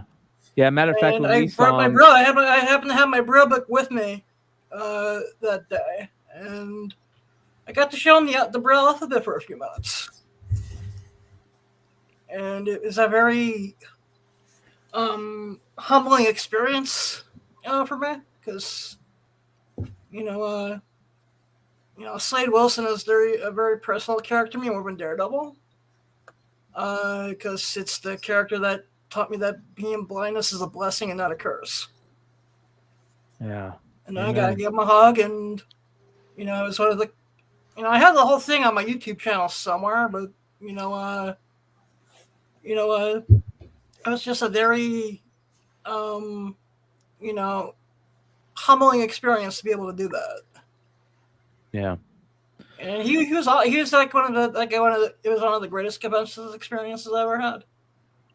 yeah, that's cool, man. Because I don't think people realize the healing power of comics, and especially when you're first starting to adjust to not being able to see or hear or something like that anymore, and you can just connect to a character. Amen. Thanks, brother. Appreciate that. And with that, I'm gonna go back and hang out in the chat. Much love, Adam. Everybody go give Adam a follow on IG and go make sure you subscribe to Awesome Sauce Radio on Yeah, YouTube. I'm gonna go back to making Amber Heard sex tape jokes in the chat room now. Sounds good. Thanks, Adam. We're gonna start a Kickstarter, and we're gonna raise the money, and then we'll have a party. I love you guys. Later, bro. Later, man. Yep. Taskmaster, big creation, obviously. That's a book that everybody, Everybody tries- was hunting for that book for years, bro. Oh yeah, you man. know? Yeah. So, man, it's just weird. The Crisis books are just so amazing, and the amount of characters that he had to draw for the Crisis series was just unbelievable. You want to talk about undervalued books, man? Like just undervalued. You can still get these books for cheap, man. And it's just the quality of the work is just top. I mean, it's top tier. Look how nice his signature is too. Oh yeah, dude. Like, I like he had no problems with drawing people smoking cigarettes. Yeah. Like that was awesome. Yeah, man. When he was Adam was talking about his eyesight going. When he last time we saw him here in Phoenix, he had just gotten the cataracts surgery. And the reason why is because he had got enough money from his Teen Titans checks he was getting, and he was just so you could tell he was. I don't know if he was so happy from that or that was just how he always was. I hope that's how he always was. But I remember he was just he was telling us how much money he made more money in the last couple months from Teen Titans checks than he did in like 3 years of doing comics. He said he didn't have to draw another page for the rest of his life. Yeah. Yeah. Yeah, So- these old pictures. It's funny to see the old pictures too. Man. It's a bummer. Just what a genuinely awesome dude.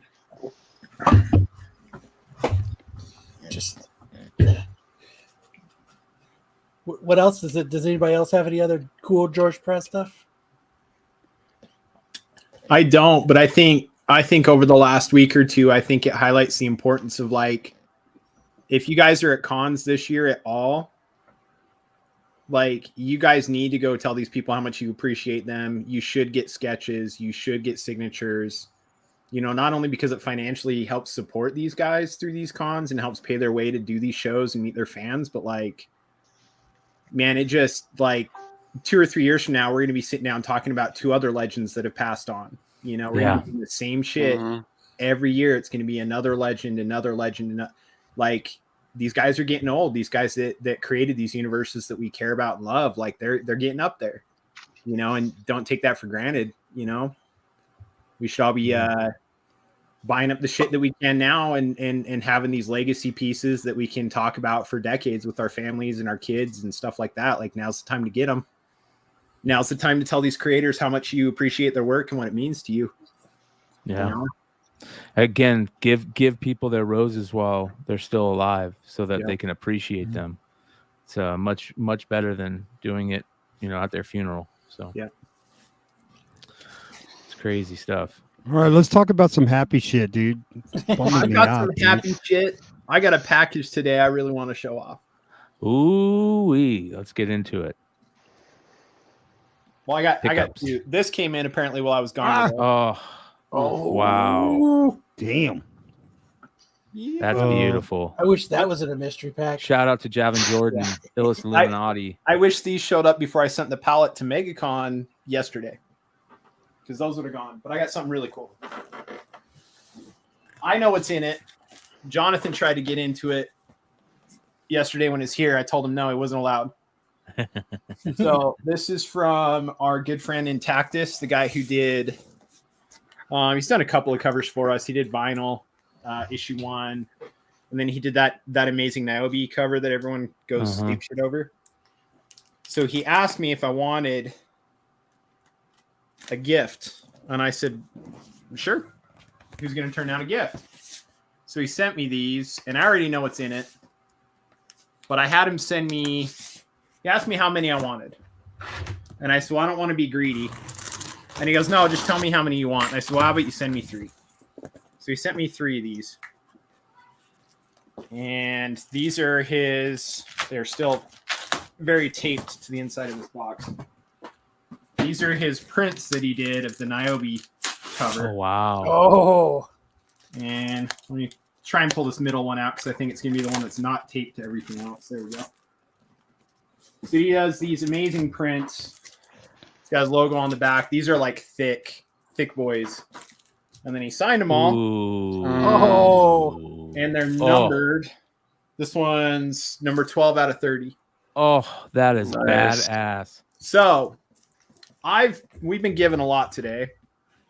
And we've been giving and we've been given a lot today. Today was a really cool day for Hive. And you're going to give one to Kyle. No, but what I am going to do is, Brian, what are you at on subscribers right now?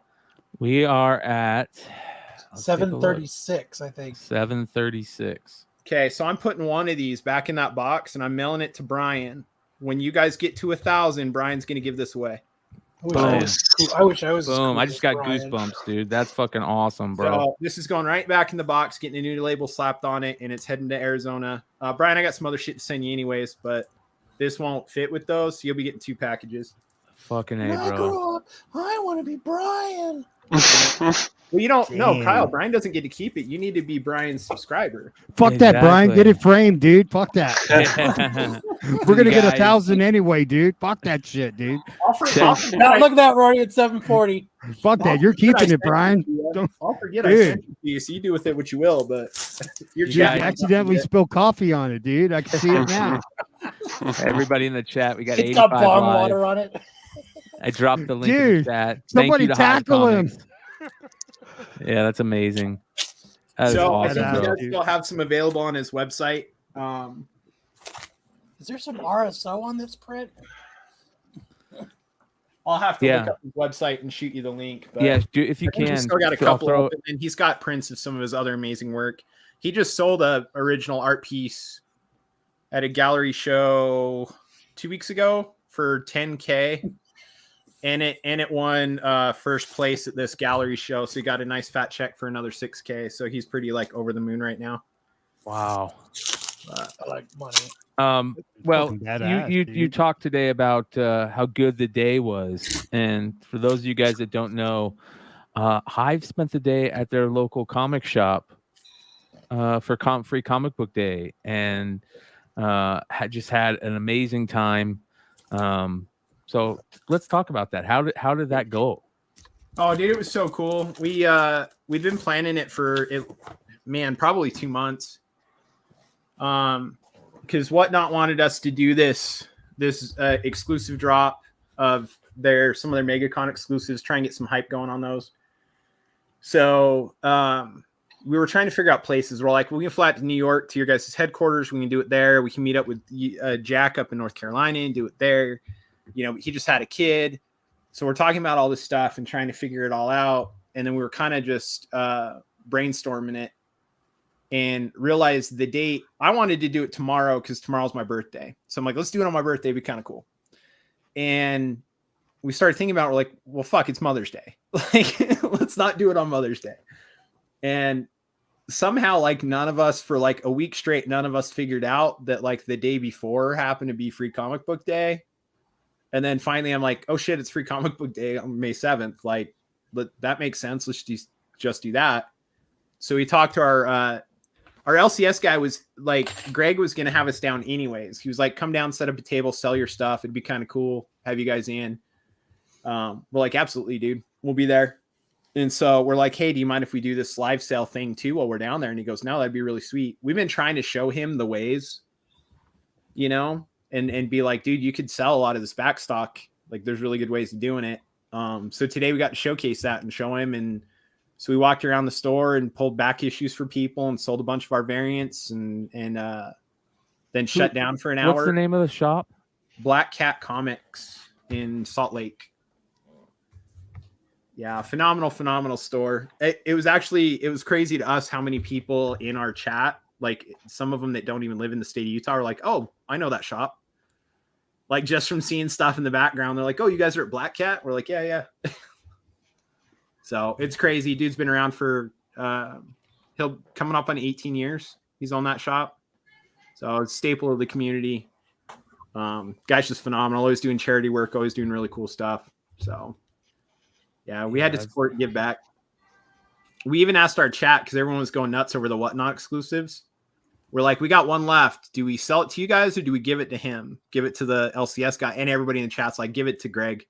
Nice. We're like, all right, cool. So we called him over and he opened it up. Yeah. Yeah, here we go. Yeah. Good time. Yeah, that was an awesome show. Those exclusives are dope. Yeah, they're pretty crazy. And we've got something like, there's crazier of that coming for MegaCon, but nothing that we had in hand to show off. I know you made me put my money where my mouth was. Goaded Kyle into buying some. Yeah, but it was cool how you did it. It was really cool how you did it. You and you guys looked like you were having a good time too, which makes it even better. Dude, it was a blast. Like, we were already talking to him. We're like, when's the next time we do this? Because he wants to have us back. And he's like, that was so much fun. So Schmalky's coming into town on his way to San Diego Comic-Con. He's doing a little tour. And he's swinging through. And we've done a bunch of books with him. And so we were going to hang out with him anyways. And we're like, we'll come down and we'll do a whole show together. Nice. So we'll be doing one in July before San Diego. And then Clayton Crane's coming in to do a signing with Black Flag. Hell yeah. Here soon. So we'll probably try and do something there. But I think Black Flag's probably going to do their own thing. So we're going to we'll end up talking to them and see if we can do something. But I don't want to step on their toes. I love those guys. So yeah, they're cool. Good people. So really, I'm just hoping to like wine and dine them and get them to work with us a little bit on some books. But yeah, cool. Yeah, go out. What is it? Shake babies and kiss. What is that saying? Where they get it wrong all the time? Kiss babies and shake hands. Shake babies and kiss hands. Yeah. But yeah, it was a blast. I don't think we've ever had that much selling books or that much fun selling books. It was a lot of fun. The atmosphere was crazy. It was super hectic and chaotic. Hundreds of people showing up there, like constant lines of people buying stuff. Like, we're selling live on one thing while we're talking to other customers. Like, oh yeah, that's $20. That's 40, you know, like selling stuff off the table while we're running sales on Whatnot at the same time, trying to eat food, like, and hang out with us. Dude, yeah, it was just chaos. Well, that's what's funny is it settled down, and I'm like, well, it's kind of calmed down a little bit. I'm gonna hop on with you guys. Let's make this chaotic again. But it was a good time. It was a blast. It makes me excited for conventions because we'll be doing a lot of the same shit at cons. So it makes me really excited. It was kind of like a little like dip the toe into the atmosphere type scenario. I liked it a lot. Brian, I think you need to take your dad to San Diego. Yeah, looks like it. What did my dad say? What did he say? Says, I like San Diego, son. Yeah. Yeah. Chad, the answer to that question is no. There's nothing James cannot do. He's a man amongst men. Let's see here. I got something that I was going to ask you guys if you guys have seen Paper Girls. You guys see the Paper Girls stuff? Kyle? No. No? I love Paper Girls. Paper Girls trailer. Oh, shit. Oh, wow. Yeah. I got a crap load of number ones. Yeah. So, Yeah, me too. I got stacks. I got a 9.8 signed by everybody. Let's see here if I can find it. The upcoming Amazon Prime science fiction Paper Girls has just gotten its teaser trailer. Why aren't they showing it? I want to see it. I don't care about anything else. Shake hands and kiss baby's mom. Mama. Mama. This is going to be a good show. Yeah, I think so.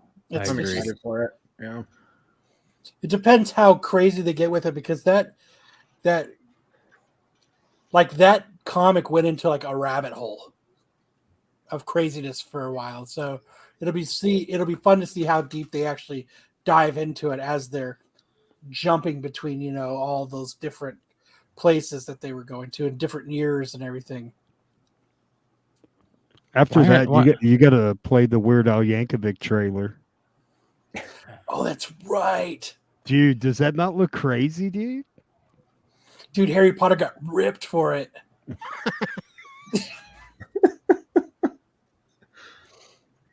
Hold on. Let me see if this is even it. I love how it said 21% of children lack 21st century skills. It's 80% of adults. Dude, I think I was talking about that with Brian the other day. What's a 21st century skill? Answering the phone. I'm one of the 80%, bro. I can't answer that. You don't know? No. It's an unknown. That's a whole different panel. Yeah. All right, here we go. Show. I thought I had the right tab. Here we go. God damn it. No, I'm looking to get my roof finished in one piece. I got better stuff to do. Future's so bright, right? Not all of us get to live in a JC Penney catalog. All I can think about is, why was that me? Why did I just attack him? You don't understand, okay? I'm not like you guys. People need me.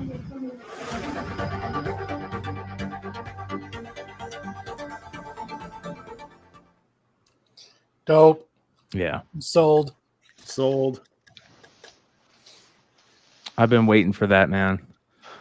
Paper Girls is one of those really refreshing new comic books that came out that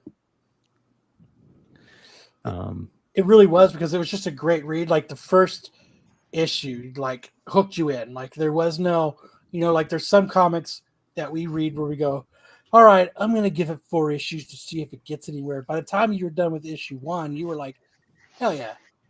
This is going to be a good time. Man, it's good for the hobby, man, that these things are getting made, So let's get these made and get on with it, because the more things that get optioned and never get made, I mean, that hurts the hobby, man. And these are great stories. Well, look at the amount of these that can be done low budget. They don't have to be these huge $100 million, $300 million blockbusters. They don't have to be. They just have to be really well story driven. Mm-hmm. Yeah, for sure. That's what I like, that Witches is back on to be done, and then it's actually I forget his name now. God damn it. The writer. Batman. Capullo? I mean, Snyder? Snyder. That he's actually writing the script for the show. Oh. So I think that's because remember that got optioned instantly. Yeah. They got optioned and shelved instantly. Yeah, it went through option hell. Mm-hmm. Yeah. Option limbo. Yeah. That's one thing I've always looked at with spec stuff, especially with indies, is how price wise, how easy is it? Like when Porter Earth got announced as being optioned, like I had a bunch. I was excited about it, but at the same time, you look at it and you're like, it's going to cost them millions of dollars an episode if they do a TV series, and $100 million plus to do a movie based off of that, because of the sci-fi landscape and the backgrounds they'd have to go with. But you look at something like Paper Girls, and it's like that can be reasonably done with a decent budget. Like that's something that's a lot easier to feed to a, you know, to get financial backing for and say, hey, let's give this a try for a season. If it works, cool. If it doesn't, we shelf it and it's gone. You know, you're not out $100 million, $150 million, you know? So, I mean, that's a big like spec thing. That's huge. Yeah. How much money is it going to cost to produce it? And a lot of times too is they wait and they wait and they wait, and then you got to strike when the iron is hot. Mm-hmm. You know, they waited too long to make Jupiter's Legacy, and then it just one season and they didn't even give it a chance. You know, Well, but that's what happens when you wait too long. It wasn't very good. Well, I mean, that's something where like you had to, like, you honestly needed another season is what you needed. That's how I felt. Listen, there is this thing, especially in the spec world, where you hear that a book's been optioned and it, you know, everybody gets giddy or gets excited and this and that. The majority of those optioned books get stuck in that option hell. Justin Shannon in the chat just mentioned that we found out Wonder Twins isn't going to happen. Yeah. You know, we've talked about Stray Dogs. You know, Tony and Trish both said like, yeah, when it got optioned and then it just sat, and now, you know, it's going through its second round of being optioned. And, a lot, you know, Sandman did that multiple times, many times. So that's another weird thing, you know, in our world of speculation. We put a lot of value behind the word optioned, and most of them don't make it. It's got a chance. Sure. Well, Yeah. IP rights and option rights on a lot of those projects, they're not that damn expensive. Like people think that it's like tens of millions of dollars, but it's not. Like a lot of times it's $500,000 to option a project with writers that if it goes into production, they make more money. But just to option it, it's cheap. But the thing is that's only the first step. Then you've got to find a company that's willing to lay down the capital to pay a writer to write the script, to pay a director and producers and actors and all that stuff. And when at the end of the day, when the bill ends up being $50 million, they look at it and go, well, do we think it's worth it? Or do we just take our loss on the $500,000 we put into locking it up for a year? You know, and a lot of times they just go, well, we'll see if anybody else wants to take the option, you know? So, Yeah. I mean, option doesn't mean much unless, like we said, it's something that can be done low budget. Then a lot of places, they'll give it a try. They'll give it a season. You know, you'll see that first strike, and if it goes really well, then cool, you'll see another. But what should we get together as a team and option? There is an IP convention in Vegas every single year, and I've been trying my hardest to get down there. What, CinemaCon? No, it's like toys and comics, and it's a bunch of shit. Yeah, it's a big, huge IP thing. As far as I know, it's like really expensive to get into, or it's invite. IP freely, is that what it is? Maybe that sounds about right. IP freely, yeah, definitely IP freely. IP freely.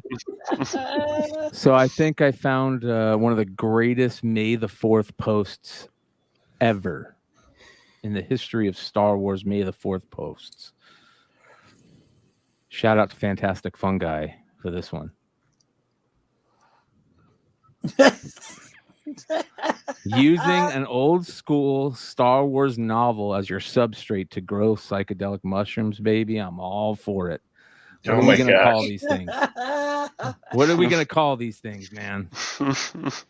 Death Stars? Death Stars. Ooh. I like it. I like it. Ooh, yeah. That was good, Sam. That was good. Yeah. That is mushrooms. Isn't that awesome? Brian, play the Weird Al trailer, dude. All right, let me find it. Dude, it's awesome, bro. I know what I'm telling you, man. You guys haven't seen it? No. Yeah, I have. Oh, you saw it? What'd you think, Sam? I thought it was zany and fun. Okay. Look how long that dude was in the industry and never got one sexual harassment lawsuit against him. I haven't filed yet. That's why. Ah. The things he did with that accordion. We don't talk about that. The things Dude, he like- did to you with that accordion. The single Eat It went gold, bro.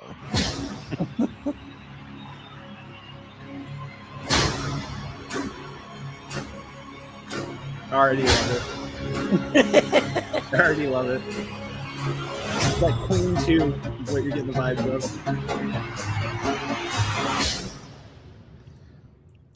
Hope you guys are ready for this. Like a surgeon, cutting for the very first time. Like a surgeon. Anyone got an accordion? Like a surgeon. Hey! Cutting for the very What can I say? I'm full of surprises. I can hear your heartbeat. Dude, that's fire, bro. Okay, that's gonna be good. Dude, that's fucking fire, bro. I'm Looks telling like you, fun. that's gonna be a hit, dude. Did you guys see the Batman spoof trailer where they clipped in Adam West? Did you guys see that one? Hit it, Brian. I put it in the Go down the MCM. rabbit I hole, put it in the man. MCM chat. So, all right, yeah. So if you I can cannot find wait it, to see Weird Al movie. I can't wait to see it. It's gonna be awesome. I'll Like link a it. surgeon, bro. Yoda, Yoda. Oh yeah, dude, I Yoda. forgot about that. Dude, he's got all the hits, bro.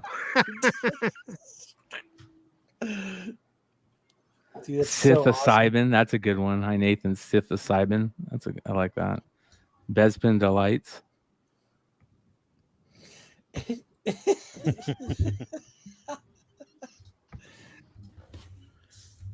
Was that another White Claw being opened? No, James is no pansy. No. Hey, dude, like, you see what Wanda did, man? There's police outline tape.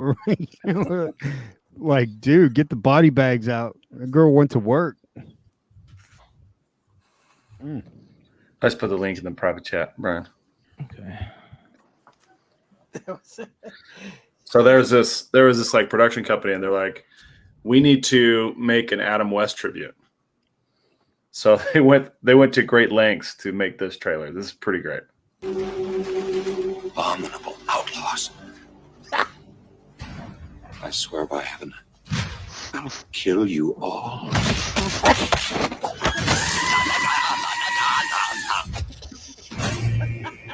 All adds up to a sinister riddle. Hello, Batman speaking. What kind of creature would gobble up a bird at a tree? The Penguin. How come Batman doesn't dance anymore? Can't you? You grace us with your presence. The whole world in unrest.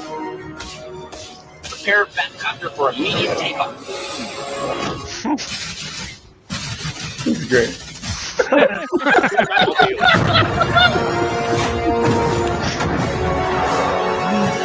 That's awesome, dude.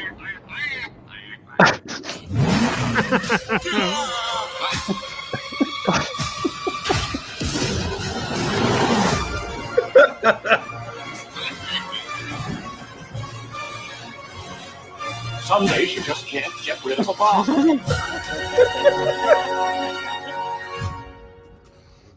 Oh my That was god! awesome. Does anybody else wish they had made that a thing? Yes. Hey, multiverse, baby. Anything can Dude, happen. that was awesome, dude. That was awesome.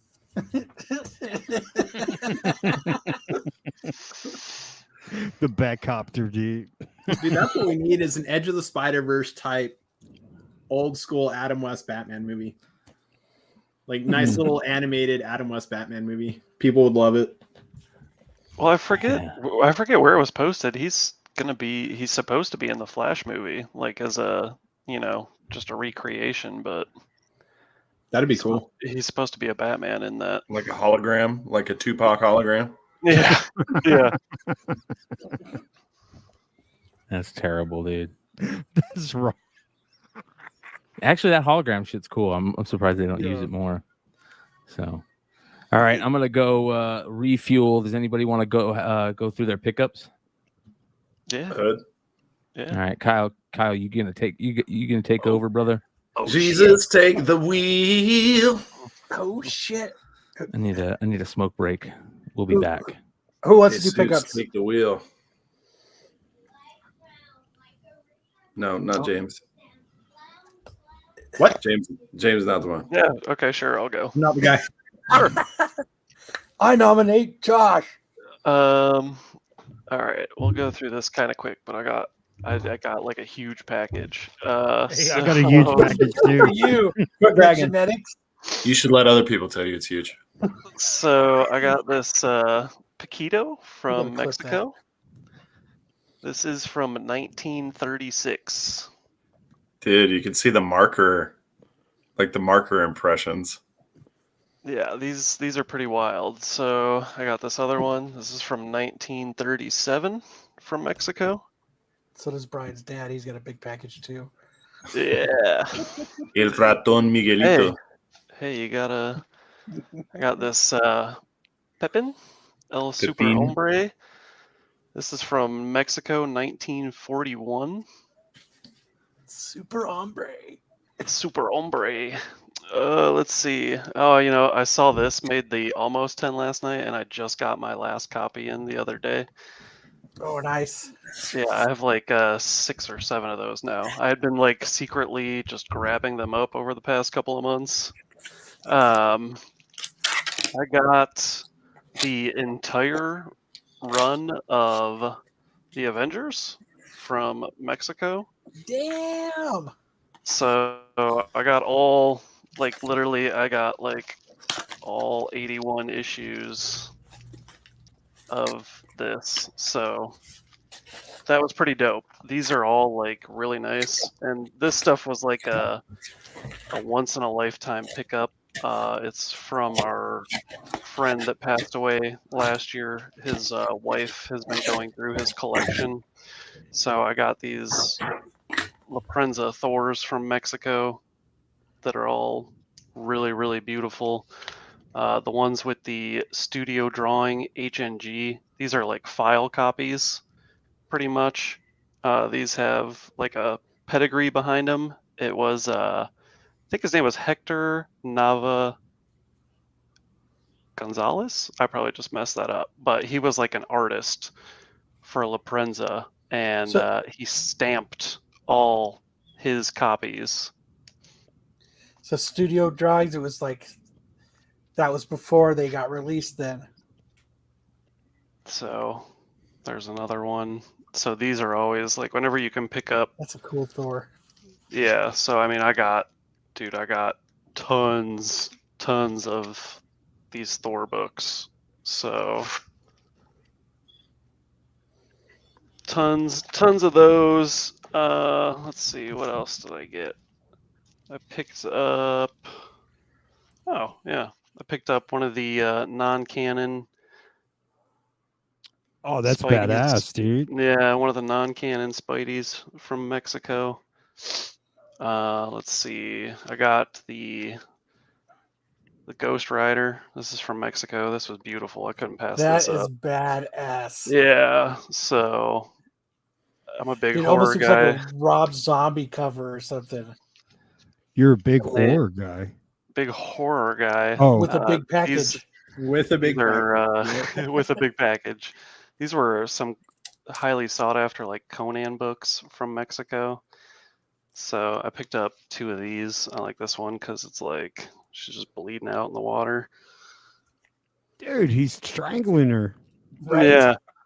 I got a Japanese. So we got some Japanese stuff. This was like, I think Young Avengers 5. It was like the 1 in 25 or something Oh, that like is that cool. cover. Oh, yeah. got some more of the Gwenpool stuff. Oh man, you show Longshort that? Oh, dude, I already got him all of these. Like he was all about it. These are Giri Hiru covers that were done only in Japan. So I picked up all these because I gave my other set to Mr. Longshort. In the private chat, you gotta let me know where you find some of this stuff so that I can also look. Yeah. Dude, he paid $17 for all these books. Dude, it's crazy, dude. Killing joke.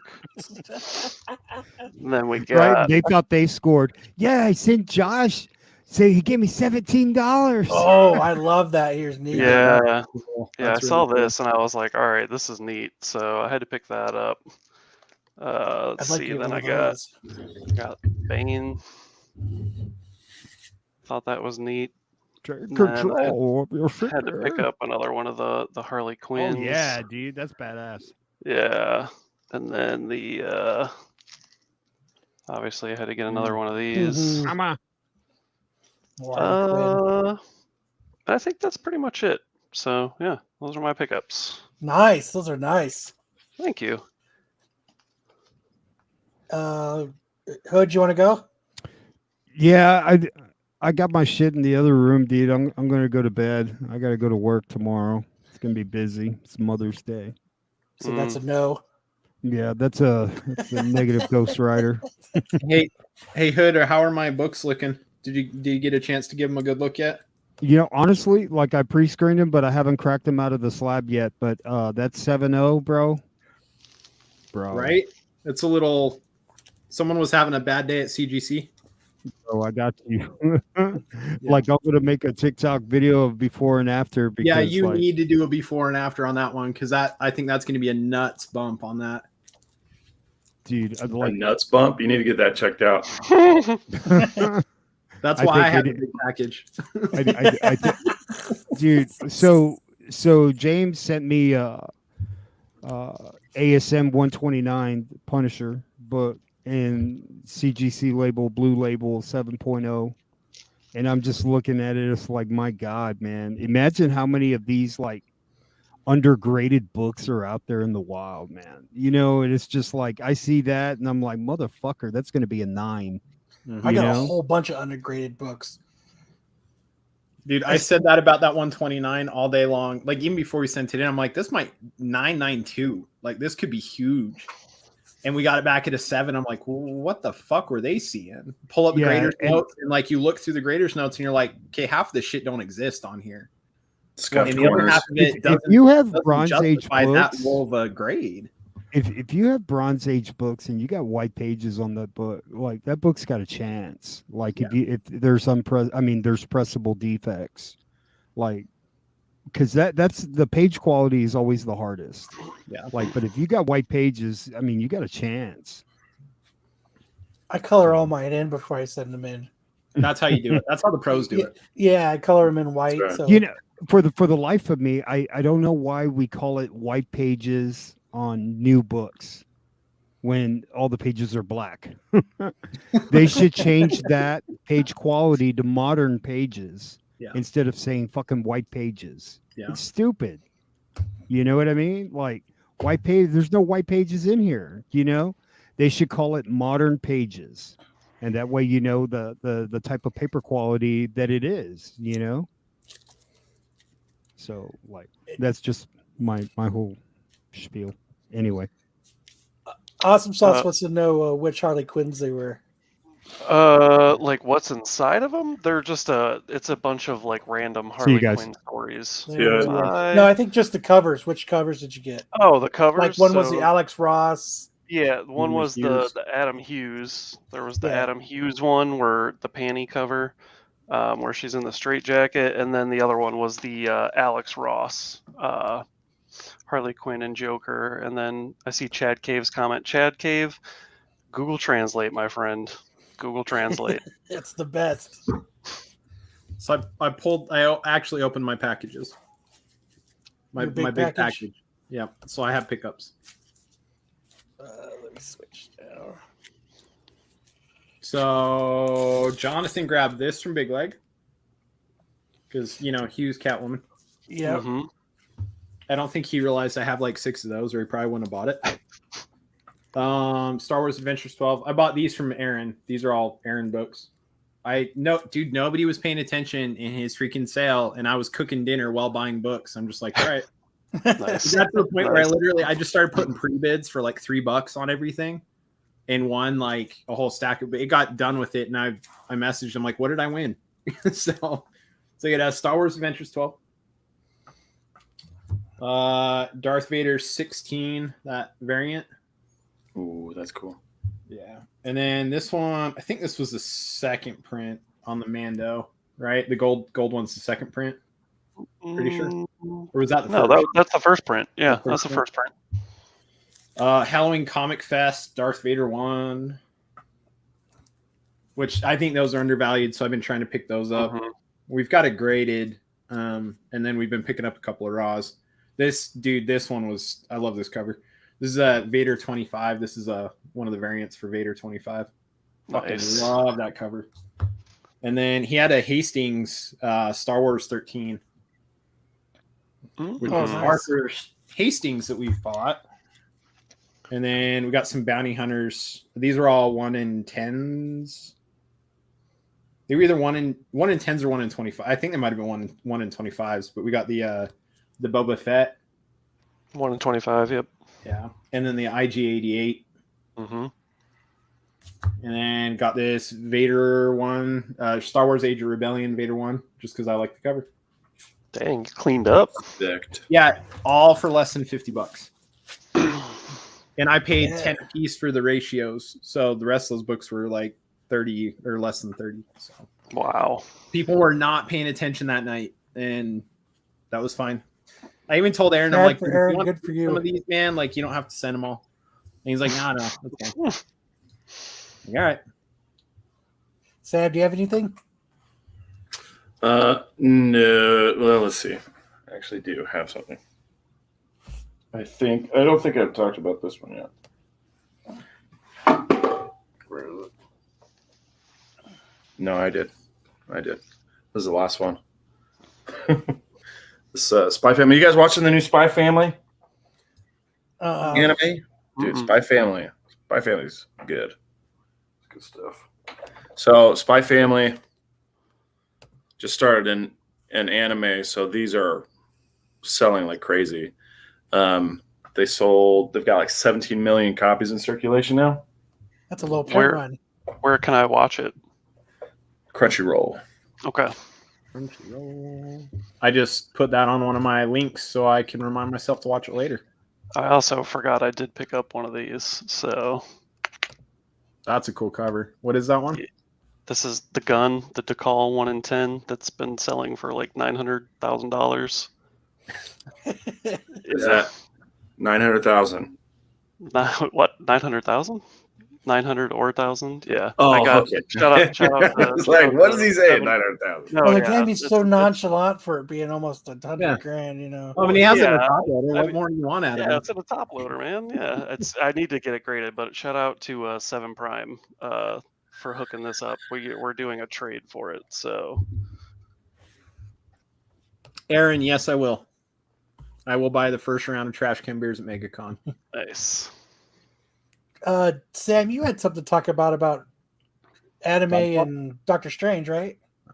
Oh yeah. There's the do you have the doc open? The Google Doc? Fuck, man. Who do you think I am, Brian? Jesus Christ. I mean, you're sitting in the chair. You're the guy in the chair. Yeah, you're the captain right now. Oh, dude. I'm the captain that's like, I just like the title, but I don't want anything else behind it. Oh, you're Skipper from Gilligan's Island. That's what you're talking about. Okay, let me see. I see someone asked if that's the book that I'm eating. If you give me $900, I'll eat that book.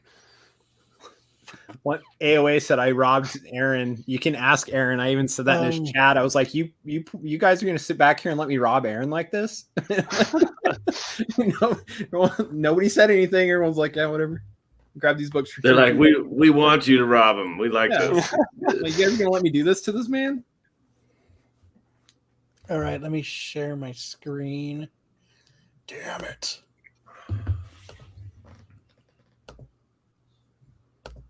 So yeah, so if you do have a nuts bump, you should definitely call your doctor. Red Hood check has this to out. look at it first and let me know what if I have is a nuts this? bump. Though. What is So 3 different manga artists got together and created a Doctor Strange Multiverse of Madness tribute piece. Kyle, you can't disappear right now, man. You're managing the. Where'd you go? You gotta click on it, make it big, man. Thank you. No clicky. Well, No zoom in clicky. then. Just zoom in. So the Strange on the right is by a guy called Boichi. He's a Korean fellow. Just finished a series called Dr. Stone. The other artists, let me pull them up so I can tell you who they are.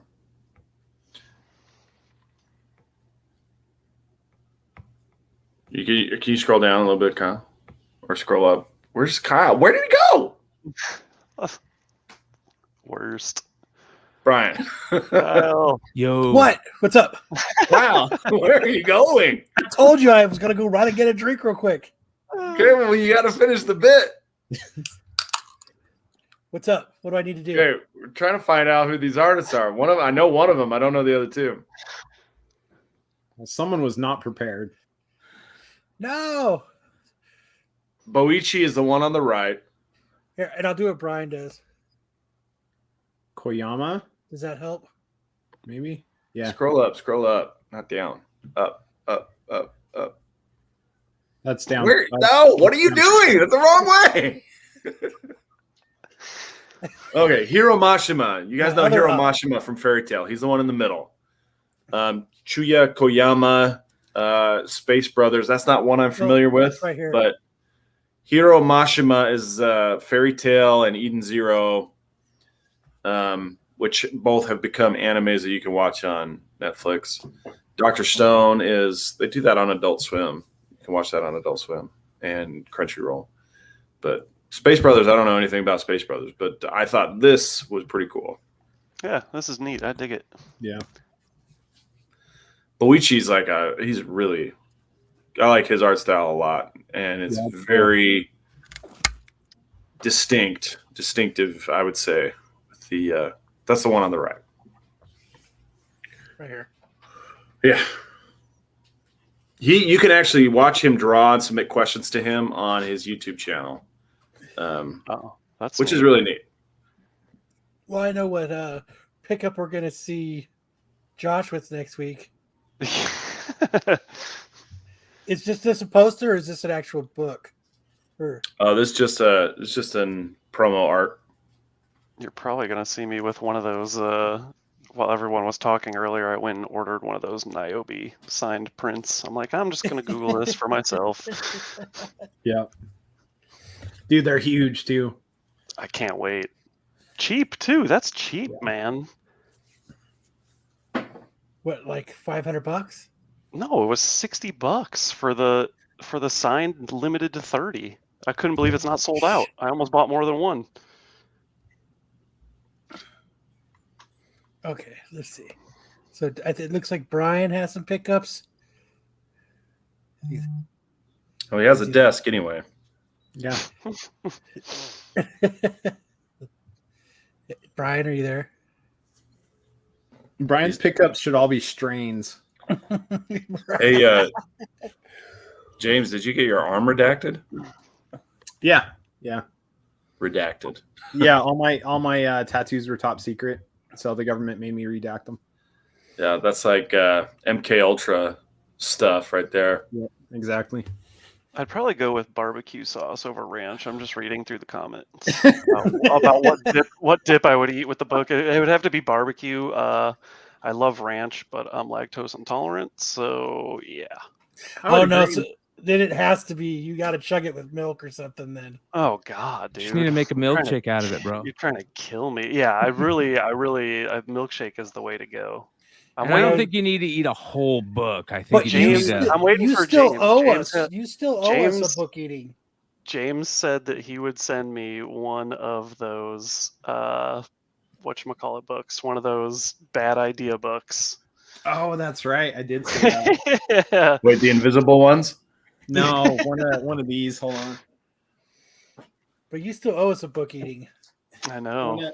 One of the super low print, the werewolf or the retirement plan. I'm leaning on retirement plan. I think that'll be a great segment for our New Year's Eve special. It could be. I'd be like, Yeah, this is I what can't think send you of bad werewolf. idea. The cover's too pretty. Werewolf's getting graded. Werewolf's getting graded. I'll send you a retirement plan though if you eat it. No, I'm not going to eat the staples. We'll remove them. So I got iron iron. You can use it as a toothpick. Like I talked about earlier in the show, we got Matt Nelson coming on Wednesday. What are you thinking, Josh? What you got any questions you're planning on asking him? I do. I know we talked about it a couple days in one of the foreign group chats.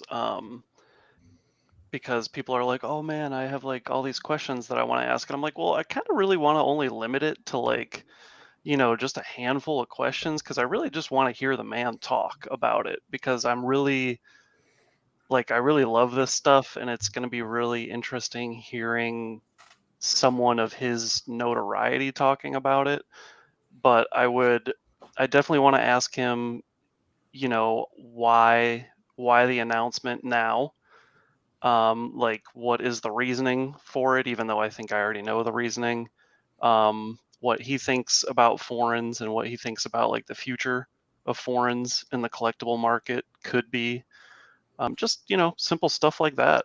Nothing like super crazy. I just want to really pick his brain about how he feels about the stuff. And he's going to bring some pickups with him from the office, so some stuff are grading. So yeah, I'm super pumped. Yeah, that's actually pretty cool, man. That's Well, actually really cool. I'd be curious. Hartman thinks that foreigners are overplayed. Huh? Yeah, I prefer Journey over Foreigner. That's just It's all about Kansas. What were you gonna say, James? You wanted to hear? I would like to hear. Like I know his answer's probably going to be skewed, maybe ever so slightly, but I'd be curious to hear like some of the questions I even asked you, Josh, when it was me, you, and Aaron in the backstage. Like, what does he think the outlook is on international comics over the next like 3 to 5 years? What does he think the outlook is?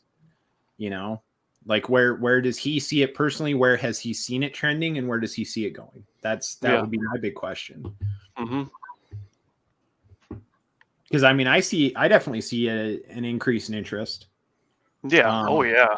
Even now, and I think the big heritage auction is gonna surprise some people that are like, okay, what the hell is this that just sold for this much, and why is it this valuable, and where do I get one? So I think it's gonna be interesting. I'm excited for all that. I think it's really cool. I wish I had like an extra 2 years to buy up some of this shit, but yeah, tell me about it. Yeah, totally. I just want to ship Josh money and say, spend it and send me books, bro. I mean, hey, dude, that's a legit thing.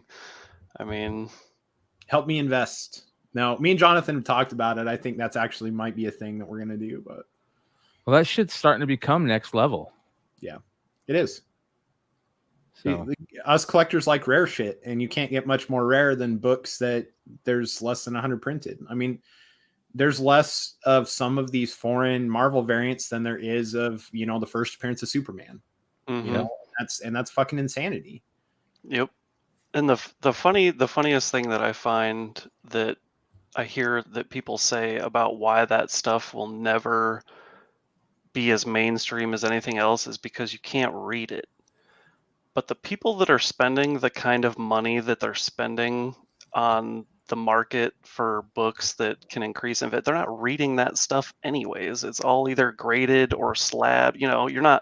Someone didn't pay $3 million for an Action Comics 1 because they're going to open it up and read it when they get it in the mail. Like, give me a break. Like, it doesn't matter.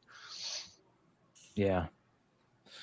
Well, I think again, more people joining the hobby, the collectability, the excitement about collecting, getting into a niche collecting topic. is fun, especially when you first get into it and you first start figuring it out, man. That shit's cool as hell. So Dude, it was wild. My brain like just used to explode on a daily basis when I first got into foreign books. Like it's just wild. See, I think that's cool because I think that's what a lot of people go through when they first get into hardcore collecting comics. Like when they start going after some grails and stuff like that, I think it's that same thing. It's something new and really cool and exciting, and you find that there's communities based around that stuff of people that are also finding the same stuff you are, you know, and I think that's awesome. Like I've dabbled just ever so little in the community surrounding international comics, and it's some really cool people that are really like driven to find these books that nobody can find, and it's awesome to see that. You know, you can find an AF-15 if you've got the money, but some of these books, it does not matter the money. You cannot fucking find them. You just can't, and that's interesting to me. You know, I would be like Rob, but I still want to get. And he tried to sell them to me, and at the time I didn't have the money, but I still want to get all the foreign variants to the first appearance of Nubia. Mm-hmm. Because I always buy this, since that's my wife's name. I always buy up. I try to buy every appearance of her, you know, so that she has a nice. Since she's not a comic collector, but that's kind of a cool thing. It's more luck based than anything, which is weird to say because, like you said, you know, it doesn't matter how much money you have if it's not available, it's not available, and you're waiting for just that split second where, you know, all of a sudden you get a message and someone's like, "Yo, I have this," and like then you better have the money, because if you don't, you probably, you know, it could be years or, you know, a decade, or you might never see some of this stuff ever again. Like, you know, when someone hit me up to buy that page 3 of Action Comics 1 from, you know, Mexico, I was like, yeah, like I'm never going to see that again ever. Yep. Dude, even with the modern stuff, those death metals, you know, after that whole deal went down the way it did, I mean, it took us 6 months to find anybody that had those. And from what we could see, he had 5. And we're like, "Can you find us more sets?" And he goes, "Yeah, how many do you want?" And it was like, "We'll take 35 sets." And money was gone that day. We're like, "Here, get it done." You know, because even with stuff like even with modern stuff, there's enough people out there that like a week from now or a week from then, they could have been gone. And then we would have been back to where we were and spending 6 months looking for them. Even with modern shit, it's like So check this out. So God bless my dad for still understanding what we're talking about. He says, "Do you speak the language?" Because he doesn't understand it. He's like, "What do you mean modern comics, right?" So here's the thing, Dad. Like he doesn't read the comics. He collects them because they're basically like they're just the regular comics, but in a different language, and they're super rare. It's super tough to find them. They're old. They're usually destroyed, and he doesn't read them. He collects them because they're collectible, like the big ones that I sell. Yeah, that's Pops. That is Pops like right there. If I want to read them, I'll just read, you know, the US version of the book. For me, it's just I'm a really big history buff, so that's one of the reasons that I love collecting foreign books. Is because, you know, like I've said a million times before, when you think of comic book collecting, you really, when you're collecting books, you just think about it as like an American thing. Like this is what we do in America, you know, outside of like your Canadian and Australian price variants, you know, and the pences. But like when you really find out that there's comic books everywhere, I mean, that's a crazy experience. Like it's a And the stories behind worldwide. them. Yeah, and the stories behind them. I mean, like, you know, all the bootleg stuff that other countries have done, you know, the non-canon stuff that, you know, people over here have never even, you know, read or seen. You know, seeing the artists, you know, in other countries from like the golden age or, you know, the silver age, you know, whatever. Like it's just a whole new world. The first time that I met Matt Roybal, I was like blown away by this dude, right? And I told him, I remember he did an interview or something, and I was producing it. And afterwards, I'm like, bro, you need to do a documentary about these books, because he started talking about the South African apartheid books, the non-canon La Prensa books, and it just blew my mind. It was so interesting, and I'm like, there needs to be a documentary on foreign comic collecting and talking about those super cool moments. That's comic history. That's not even comic history. That's history type shit. So yeah. I would. Oh, sorry. Go ahead. No, you're good, dude. I actually got some books I want to show you. So go ahead and continue, and I'll get these books ready. I love I love the variant. I love the cover, like on some of those non-canon books. I love the fact, like, I love the underground art style that was done on them. But like, some of them you put them up against their U.S. counterparts, and the art is just, it's leagues better. And that's what I love about foreigns. And that's not a market I've gotten into, because that's a lot of the older books, right? But that's what I love about them. Like, I love that different art style. And I've been fortunate enough, from people I know and that Josh knows, I've seen a lot of original art from some of these foreign cover and interior artists. And it's phenomenal, and I love it. I love it. You know, that's just really cool. Josh is always showing off really cool shit on his shows, and you know, on here, like, stuff that, having a piece of art, whether it's on a comic or not, that there's only a couple hundred copies of that piece of art, to me, that's cool. I'm an art lover. Yeah. And that's where, like, my love for comics comes from, the art. Not even like, I collect shit that, like, I could give two shits about the story, but the covers and the interior artists I'm all about, you know, and I'll buy that stuff all day. So I'd even asked Josh when me and him and Aaron were talking foreigns, like, we stayed on for like, what, 2 hours talking foreign. Yeah, we were backstage. Yeah. And I'd even asked Josh, I said, how many art collectors do you see being foreign collectors? And Josh had said quite a few. Like, there's quite a few people that buy it because of the art is different. Yeah, And I mean, that's why I buy all the Golden Age stuff. You know, that's why I love Golden Age stuff, is the art, and then just seeing, you know, stuff from like Brazil, or, you know, because everything from Brazil back in the Golden Age that they did was pretty much just original art. Like, even their Marvel and DC stuff, they redrew all those covers. So where is this from?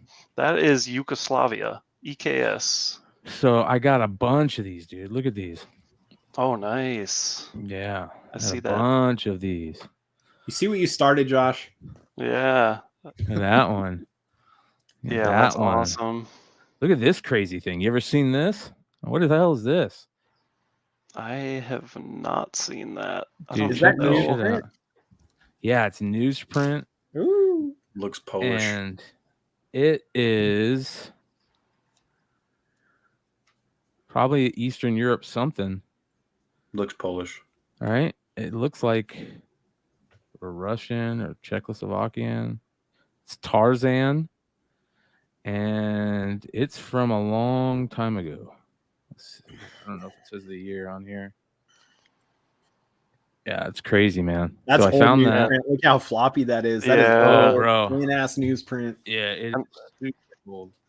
And that's the awesome stuff to find, because I mean, look how nice that looks for being, you know, print. Like, the fact that survived wherever it's from, like, when a little bit of moisture would have eaten that book apart, you know. Could be Greek too. Yeah, could be Greek. So this is in there. Yeah. Yugoslavia Spider-Man stuff. And what they had back then is they would do these magazine style where they would get different stories from different magazines. So you'll see like Marvel. I don't know if you necessarily see Marvel and DC stuff together, but you'll see other IPs from other publishing companies in here, like this shit. So it's almost like the 2000 AD style, the UK style, where they have all the different types of storylines. So yeah, those look really nice too. Bro, I couldn't believe this. These were all shout out Jesse James Comics. These were all at Jesse James one day. And look at this one.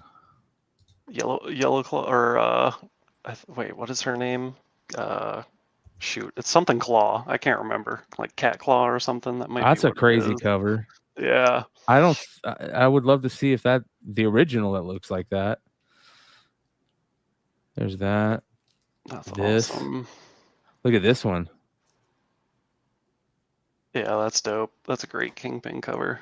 Nice. Ooh, yeah. That panorama stuff is really tough to find, and I mean does that have the first Immortus story Yep. inside of it? Yep. Yeah. And then there's that. Mm-hmm. That. That's awesome. Yeah. Now So you guys. Now Josh has a big package. Yeah. Now I'm like, oh man. So these will all be Nuts bump. available at the next foreign sale we do, which is coming up, right, Josh? When are we doing that? Next Saturday. Yeah, next Saturday. Next Saturday. Shit. Yeah, Josh is gonna be outbid me for all those. Dude, Yeah. dude. I'm going. If you put up those panoramas, yeah, I'm going hard on those because I'm gonna make Josh pay for them. yeah, those are not easy to find. I've never owned one, and like I always say, it's never from a lack of trying to find them. They just don't pop up. I picked up 2 of the Sandman exclusives that look like the original Sandman trade. Because I thought that was so cool, you know. But these, Jesse had a bunch of books or dollar bin books, and I fucking love dollar bin books, man. There's nothing cooler than, especially dollar bin books that are cool like this, that are like the weird books. And super weird indie imprint type shit. Always buy them, dude.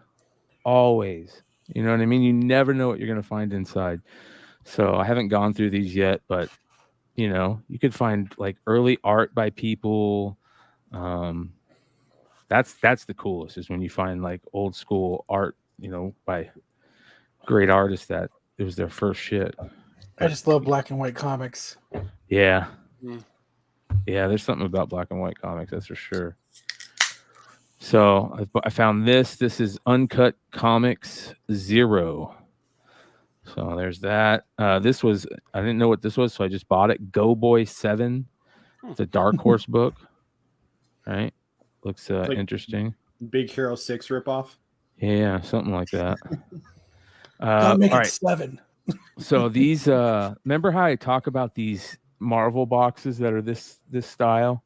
Mhm. And you know, it's sometimes it's good just to pick them up, because that's when Marvel was the print run was so short. So I got like almost the whole Doom 2099 run late. Like these are all the late issues, and really, really tough to find some of these late issues during this time.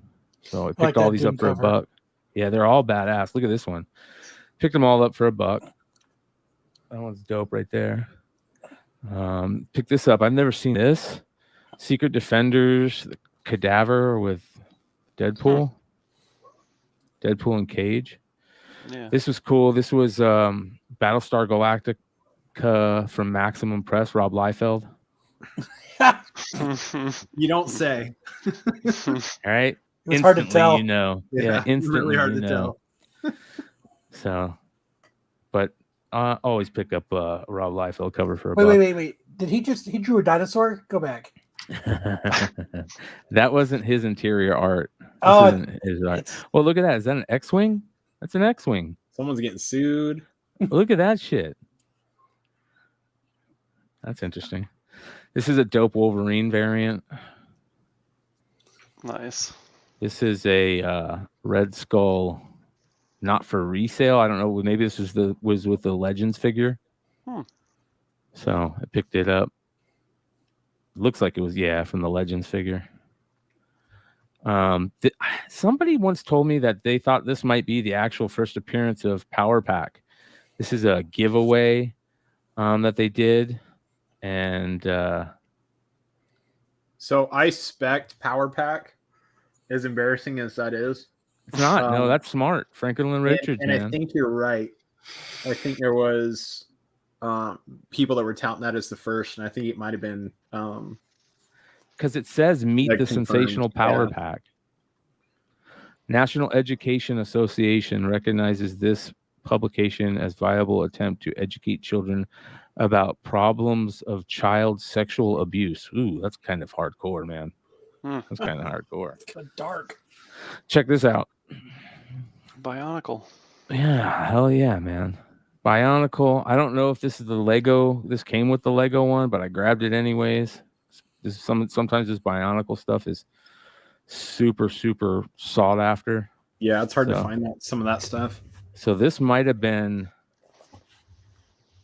It doesn't say like a price or anything on it. Yeah, it does. It says $225, limited collector's edition. So who knows? Who knows? It's not.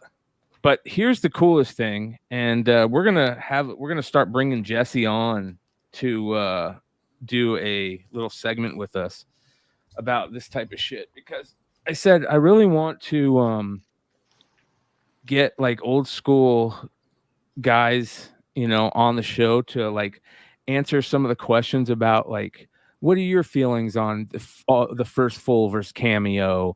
What are your feelings on this, on speculation? What are your, that type of shit? And he started talking about, because I was asking him, what are your feelings on what's going on with this, and this? And he told me about this. And he said, yeah, I was going through this old comics buyer's guide and I found, something in there.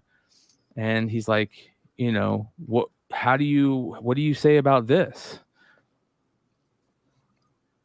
So, here's another situation that this could be like the first appearance of Angela.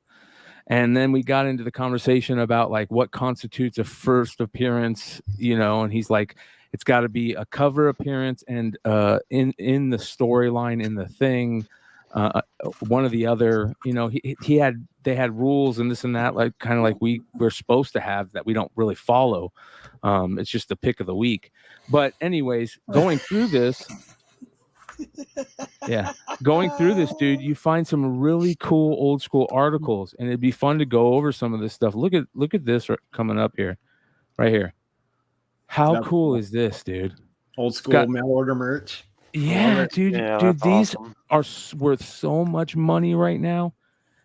They only came in like double XL if you were fucking lucky.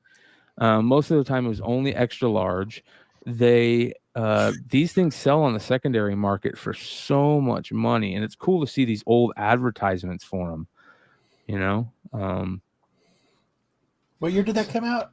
This was November 13th, 1992. Dude, I totally could have fit it in an XL then.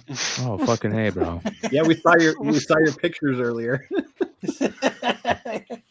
So yeah, it's gonna be fun to have Jesse come on and do that. And I'm gonna start going through. We're gonna have I'll bring out wizards too and cool stories. I found a cool story in a recent Wizard about Alan Moore coming up with the idea for Tom Strong and what was the League of Extraordinary Gentlemen and shit like that. And a lot of people don't know that history, and that's a lot of cool stuff.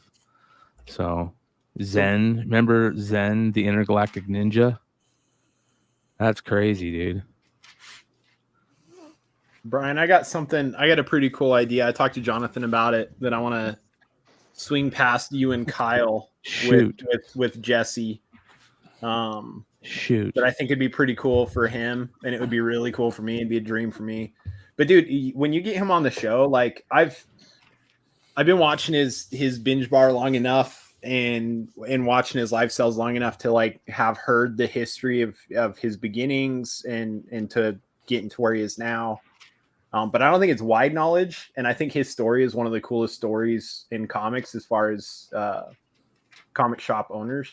Yeah, I think it'd be really cool to get him on the show to talk about like his first shop and how he started out and how he got to where he is now. Because I mean, it's awesome, and it's like he did it all just by like being a good, solid dude. Like he didn't fuck anybody over to get where he is. He didn't do anything the wrong way. Like I think it's just awesome to see that people can do it the right way and get far. Well, it's funny, bro. We were talking about just what it's like being in the game for so long, and he was talking about it, and it was very interesting. He was like, it's you make certain there's definitely an old boys network. I mean, we all know that no matter what, but some of these guys are just they don't care about what anybody else thinks, and I think that's the most important thing. First off, right? And then I was talking to him the other day, and I was like, the other thing is getting to that point where you realize everything is a sale. You have to look at everything as a sale, and then you're a true, comic, you have a business, you know what I mean? When you get to that point, he actually shouted out Bird City. He said Bird City is doing it really, really amazing right now. He talked about you guys. He talked about Dennis, there, and that's what I want to do. That's what I want to put, like, every once in a while, like we're doing with the foreign stuff. I also want to do a thing where we get a round table of these OGs, and we talk about, and we get you on there and other retailers on there, and just turn it into a cool, like, jam session. So we'll see what happens, but it'd be a dream for guys like us. Like, that's as much as people love comic book history, I love comic shop history. And the shit Jesse did for shops during the pandemic, and showing them, like, hey, just because your doors are shut doesn't mean you're out of business. Let me show you how to do it. Dude, you know how many people's homes and livelihoods that man saved? Like, I was even talking about that today with one of our guys, Ron, because he was talking about the stuff we did at the LCS today, walking around and pulling books for people and whatnot. And he's like, I want to do that for Greg. And I said, yeah, I told him, because he watched our stuff, and I said, go find Jesse's Facebook sales. I said, if you can combine what we did with whatnot with what Jesse does and do it here, I said, dude, you fucking, with Greg's hundreds of thousands of back issue books, I'm like, dude, you'll make Greg a lot of money, and make yourself a lot of money, help you guys both out. Yeah. But we were talking about the shit Jesse did, and I was like, dude's a fucking legend right now. Like, there's dozens and dozens of shops that owe the fact that they're still open today to that man and what he did. Yeah. You're welcome. During the pandemic and before. Like, dude's OG welcome, comic book live seller, What? Kyle's got to take the credit. You're welcome, James. Yeah, okay. I'm the one who pushed him to go online. I know you did. I gotta always say it because I love Jesse, and it's gonna be my very thin slice of a claim to fame. I gotta hold on to Jesse's coattails as he's dragging me through the fucking speed bumps and shit. Kyle, that's probably enough to get you an autograph signing table at Phoenix Comic Con. You know what it was? It was enough for Jesse to make me my own variant. That's pretty cool. And dude, that was the Jesse gave me the pinnacle. But like, I remember the first time I walked into Jesse's shop, before, like when he was at his old shop before he expanded, and I walked in there, man, and it was awesome because it was him, his mom was at the counter, and him and his dad both were on laptops, dude, just fucking going to town, putting books on eBay. And I walked in there and I was like, holy shit, this is awesome. But there's just books everywhere, and I'm fucking just going through books, and I just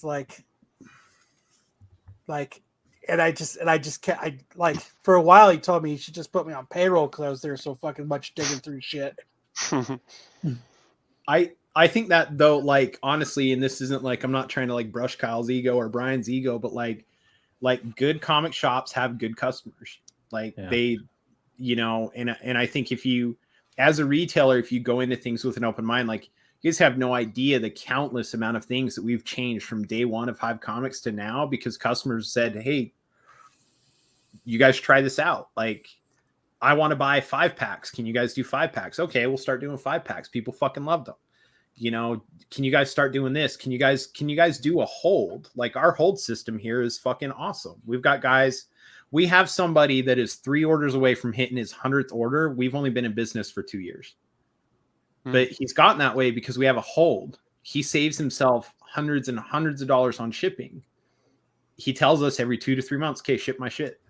Like, that's something we never would have done. That's something that most online retailers still don't do because it's a fucking nightmare. But I've got an amazing filing cabinet that I just put shit in, and but like, as a retailer, you listen to suggestions from people and okay, that's cool. I'll give it a try. And if it works out, cool. And like, Kyle talking to Jesse and say, hey, you should do this shit on Facebook, and look what happened with it. I mean, it's smart retailers will always listen to their customers. And the second you shut down and stop listening to your consumers or your customers, man, you ain't long for it. Unless you've built a huge brand, you're not long for it. Yeah. And Jesse's always awesome to me. He's always been awesome to me.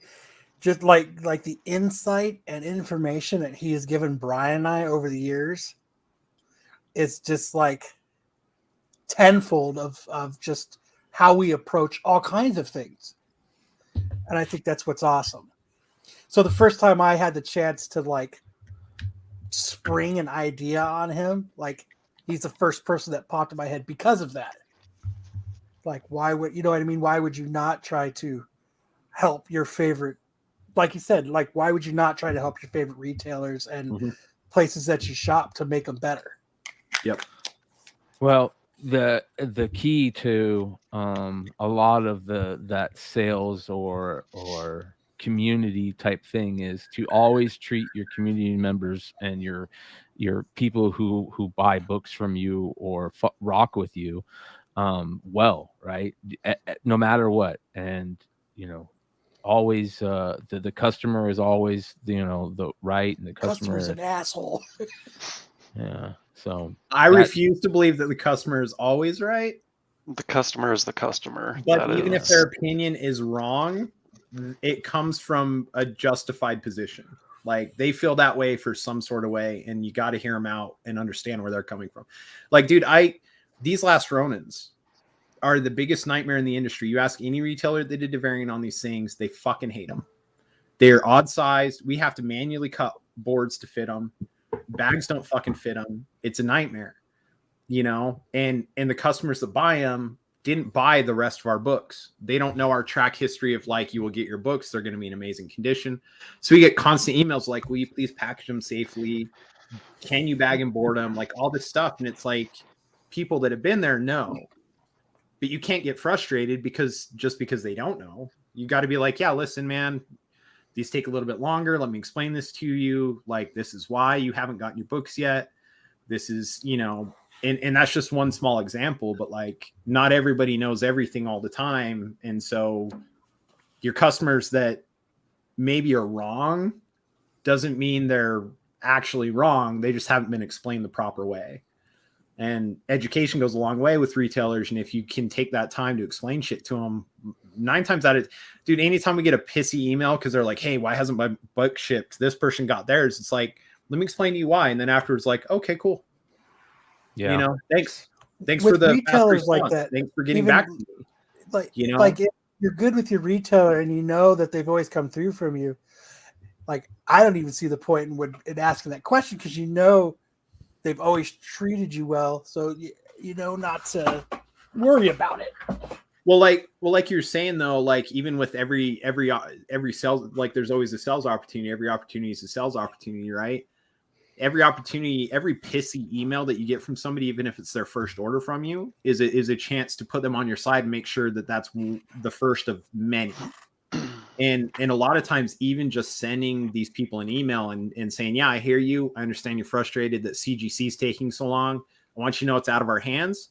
But I checked today because you asked, and this is where it's at in the process. That's enough. They're like, thank you for validating my concern and looking into it for me. And we never get like back-to-back pissy emails. We'll get a pissy email, we answer it, and they're like, thanks for getting back to me in 20 minutes. Like me and Jonathan, our only alerts on our phones for emails are Hive. That's it. So all the junk mail, none of that shit, we don't get any of that. But the second we get an email on Hive, like, hey, here's my order number. Can you look into it? Within 20 or 30 minutes, we're responding back. And these guys haven't responded to me about one of the naked pictures that I've sent. That's yeah. I haven't responded because my lawyer is still working up that restraining order. Does that mean I get a James autograph? Yes. So, all right, getting ready to hit 3 hours, and we're talking great retailers. We're talking another great retailer, and that is Bird City Comics. Shout out to Bird City Comics. We're going to get into our FOC picks, my FOC picks this week, brought to you by Bird City Comics. And I've been talking about this book, well, not necessarily this book, but books like it for the last 2 weeks, and I'm still saying that you pick up as many of these Spawn all black book covers as you can. This is the third one. It's for Scorched number 6. Yeah, get 10 of them. He's going to be at our Phoenix Fan Fusion this year. Dude, McFarlane? conventions are coming up. These sketch Yeah. covers are going to go nutty, guys. Buy them now. Yes, big time. Buy them now. Yeah. I love the all black cover, especially when the trade dress really pops like this and you can match colors or play off colors really well. And, you know, McFarlane just does it. He knows what he's doing. He definitely knows what he's doing. So that's a really cool one. That's Scorched number 6. Shout out to It's Drunken Chat for this last night. This is Robin Hood 2022 cover C by Ivan Tao. Ooh, I like that. Yeah. I'm about to pick that up. Yeah, this is amazing. So it's open order, I believe. So pick it up, grab it. It's a sick cover. It's really, really good. There was a couple of Ghost Rider books this week. I liked them both. They were both extra printings, non-first prints. It was number 2, this second printing, and I think a number 1/3 printing. They both look good. I really like this one. I love this interior art. I love when Marvel does it this way and the interior art is good. Ghost Rider is hard not to do good. You know what I mean? You got to be a real fuck up to fuck up Ghost Rider.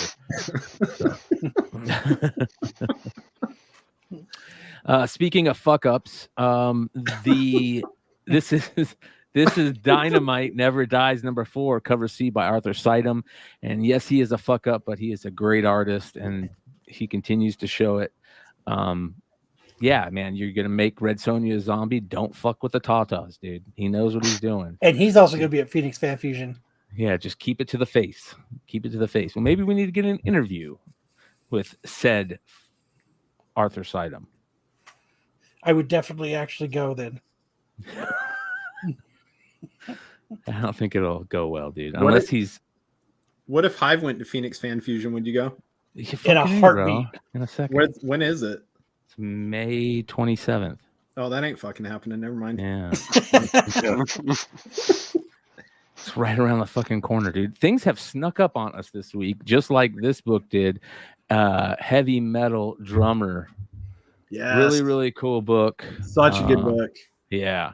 So this is late in the series. It's number 5 of 6. This is cover B, and it is badass. Who doesn't want a blue flame skull with green shit coming out of it? I'm sold. I think this book is gonna blow up when the trade paperbacks come out. Yes. This is big one time. that I think people passed on it at the LCS, and when trades come out, I think people are gonna pick this one up and be like, "Holy shit, this is cool." I'm going to wait for Josh to show off the Mexican foreign variant of it. The Puerto Rican heavy metal drummer variant. Yeah. That's fucking terrible, dude. But that is the FOC picks. Yeah, I just try to pick 5 that I would put my money to, and I'm actually going to start picking these up care of Bird City Comics. We're going to start doing whatever we can to get Anthony over here. The guy just works too much, so He's busy all the it's hard- fucking time. Yeah, that dude is hustle. We should hustle out here a little bit. Fucking A for 15 minutes, bro. He knows. He's We've good. got some killer books coming out with him here soon that I'm sure he'll be on the show helping to push and promote. So we got some really cool shit coming, like a lot of really cool shit coming up with him. So that's gonna be nuts. Dude. You guys ain't even I, ready for next month. You ain't even ready for next month. Start saving some money and applying for credit cards. It's gonna get stupid. Hey, I'm gonna It's say stupid. this. I'm gonna say this. It's happening right in time for us to hit 1,000 subs, because when we hit 1,000 subs, you guys are going to start a badass membership and give you the ability maybe to get a lot of these books before other people. So at You least a guys nice are gonna little get chunk of them. so many books from Bird City and Hive Comics that not even Josh could eat them all. So that being said, go and subscribe, you guys. We are a couple hundred subs away from 1,000. We already have the first giveaway, Care of Hive Comics, that badass print of that Niobe cover that is amazing. I'm finally gonna subscribe now. So, but yeah, shout out Bird City Comics also, who is, as you guys can see, just as busy as everybody else, killing it with these covers. The new Closet series is coming, and everybody's been putting out really good covers for that, including Bird City, who has this dope foil variant. But at the same time, let's show some love to another retailer, the Great Wanted Comics. Slip of the tongue there, bud.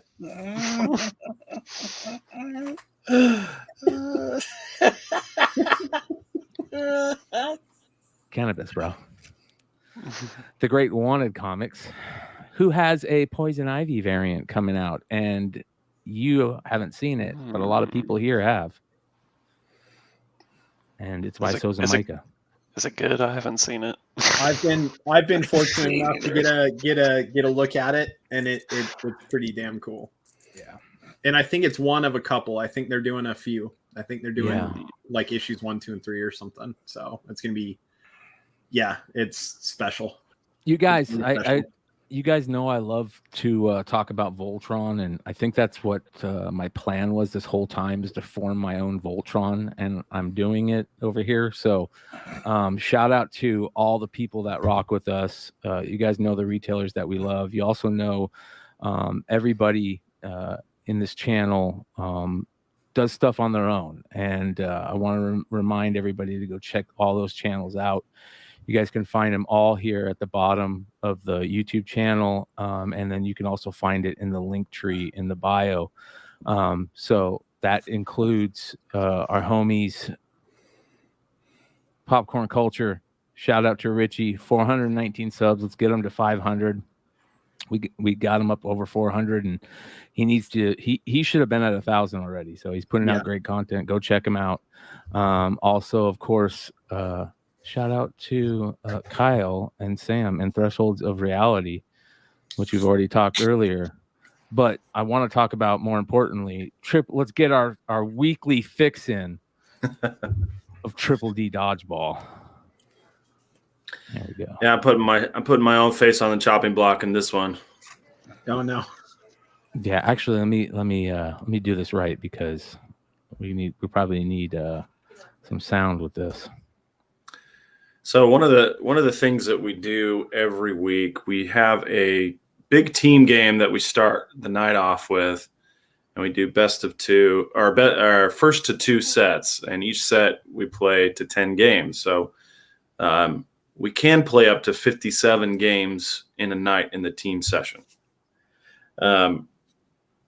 This week it wasn't that way. We had almost the least amount of games that you could have. So the lowest you can have is 20 games.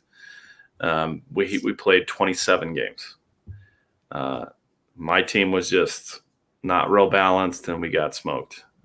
So then afterwards, we have 1v1s where you can call out anybody from anywhere on the court, and you face them down Old West style. 10 paces, and then you turn and you shoot.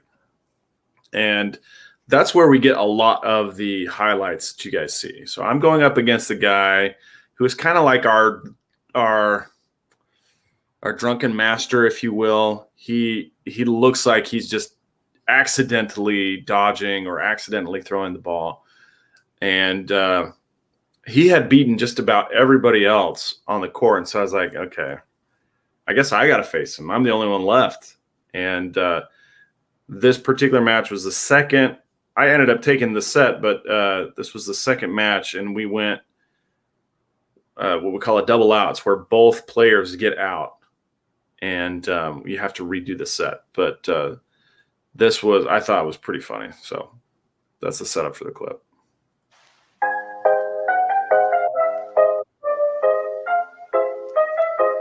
Oh, did he hit you? It hit my nose, only the tip of my nose. Oh.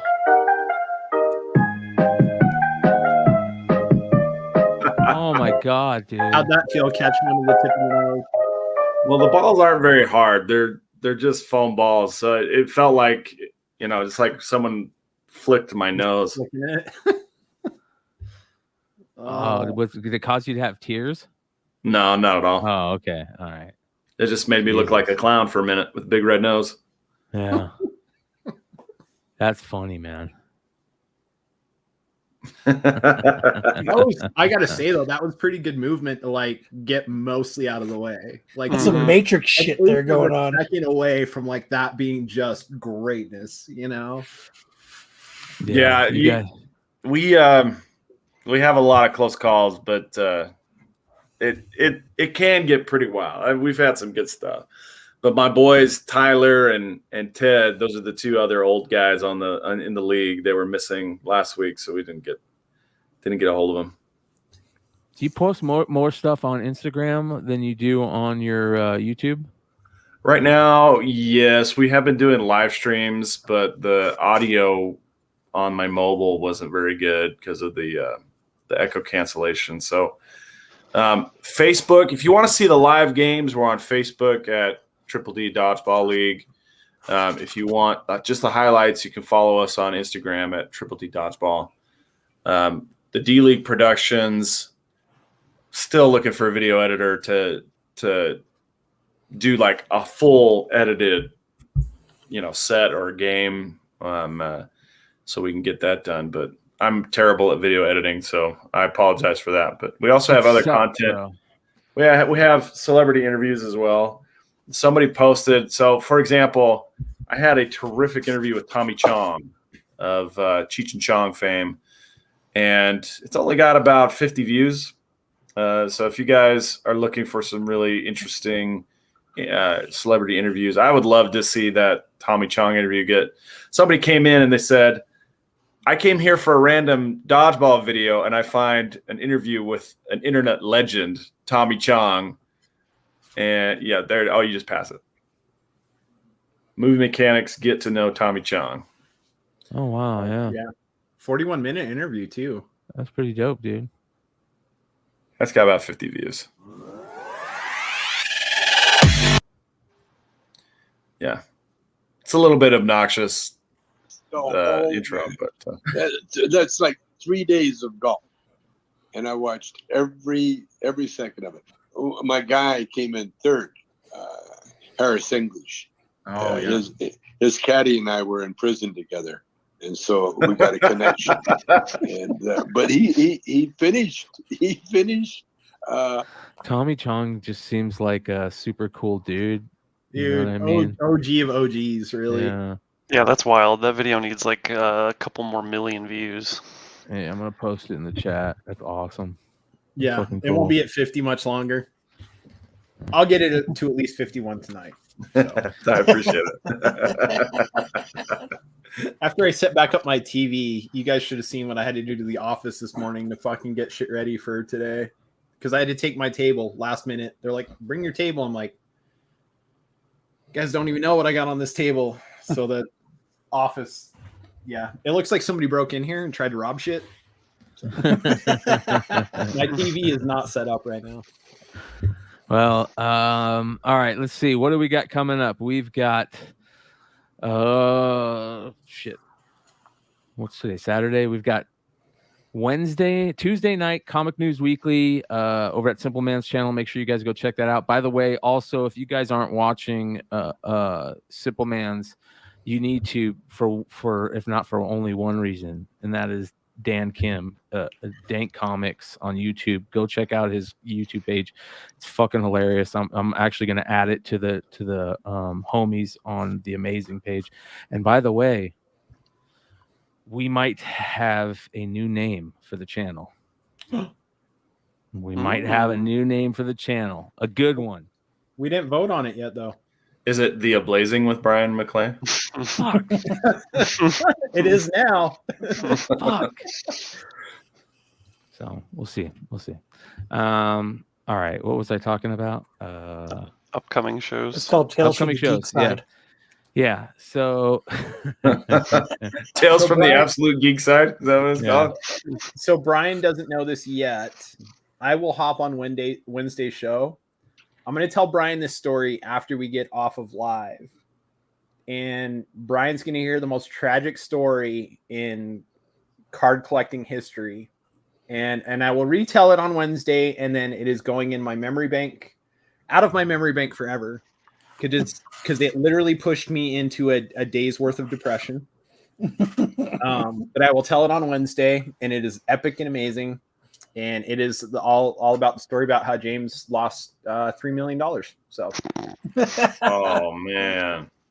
So you lost your Bitcoin wallet password. Oh, I'm so sorry, James. Yeah. It's going to be a lot of fun. It's going to be a lot of fun. No. All right. So Comic News Weekly Wednesday. Said show that James is talking about, Wednesday night review. We're going to talk about cards. We're going to talk about toys. The market report will be back. And we've got a lot to talk about that night. There's been a lot of news in the world of sports cards and trading cards, by the way. So be on the watch for that. And, of course, Friday night, the House of Stein. Make sure you guys are subbed up over there. And check this out. Speaking of cards, one last thing before we leave. Check this out. I pulled this. Ooh. Nice. Numbered to 75, Ronald Acuna commemorative patch medallion. That is baseball. a beautiful card. Yeah. Yeah, that's awesome. Yeah. Couldn't believe it. Nice pull. So that being said, we have some crazy stuff to show you. Other crazy pulls on that night. Bowman is out, and it's driving people insane because it's beautiful and it's expensive. And that being said, I have boxes of it available for you for $750 a piece if you want to break them on Whatnot. Go check out Whatnot. And we'll see you guys next time.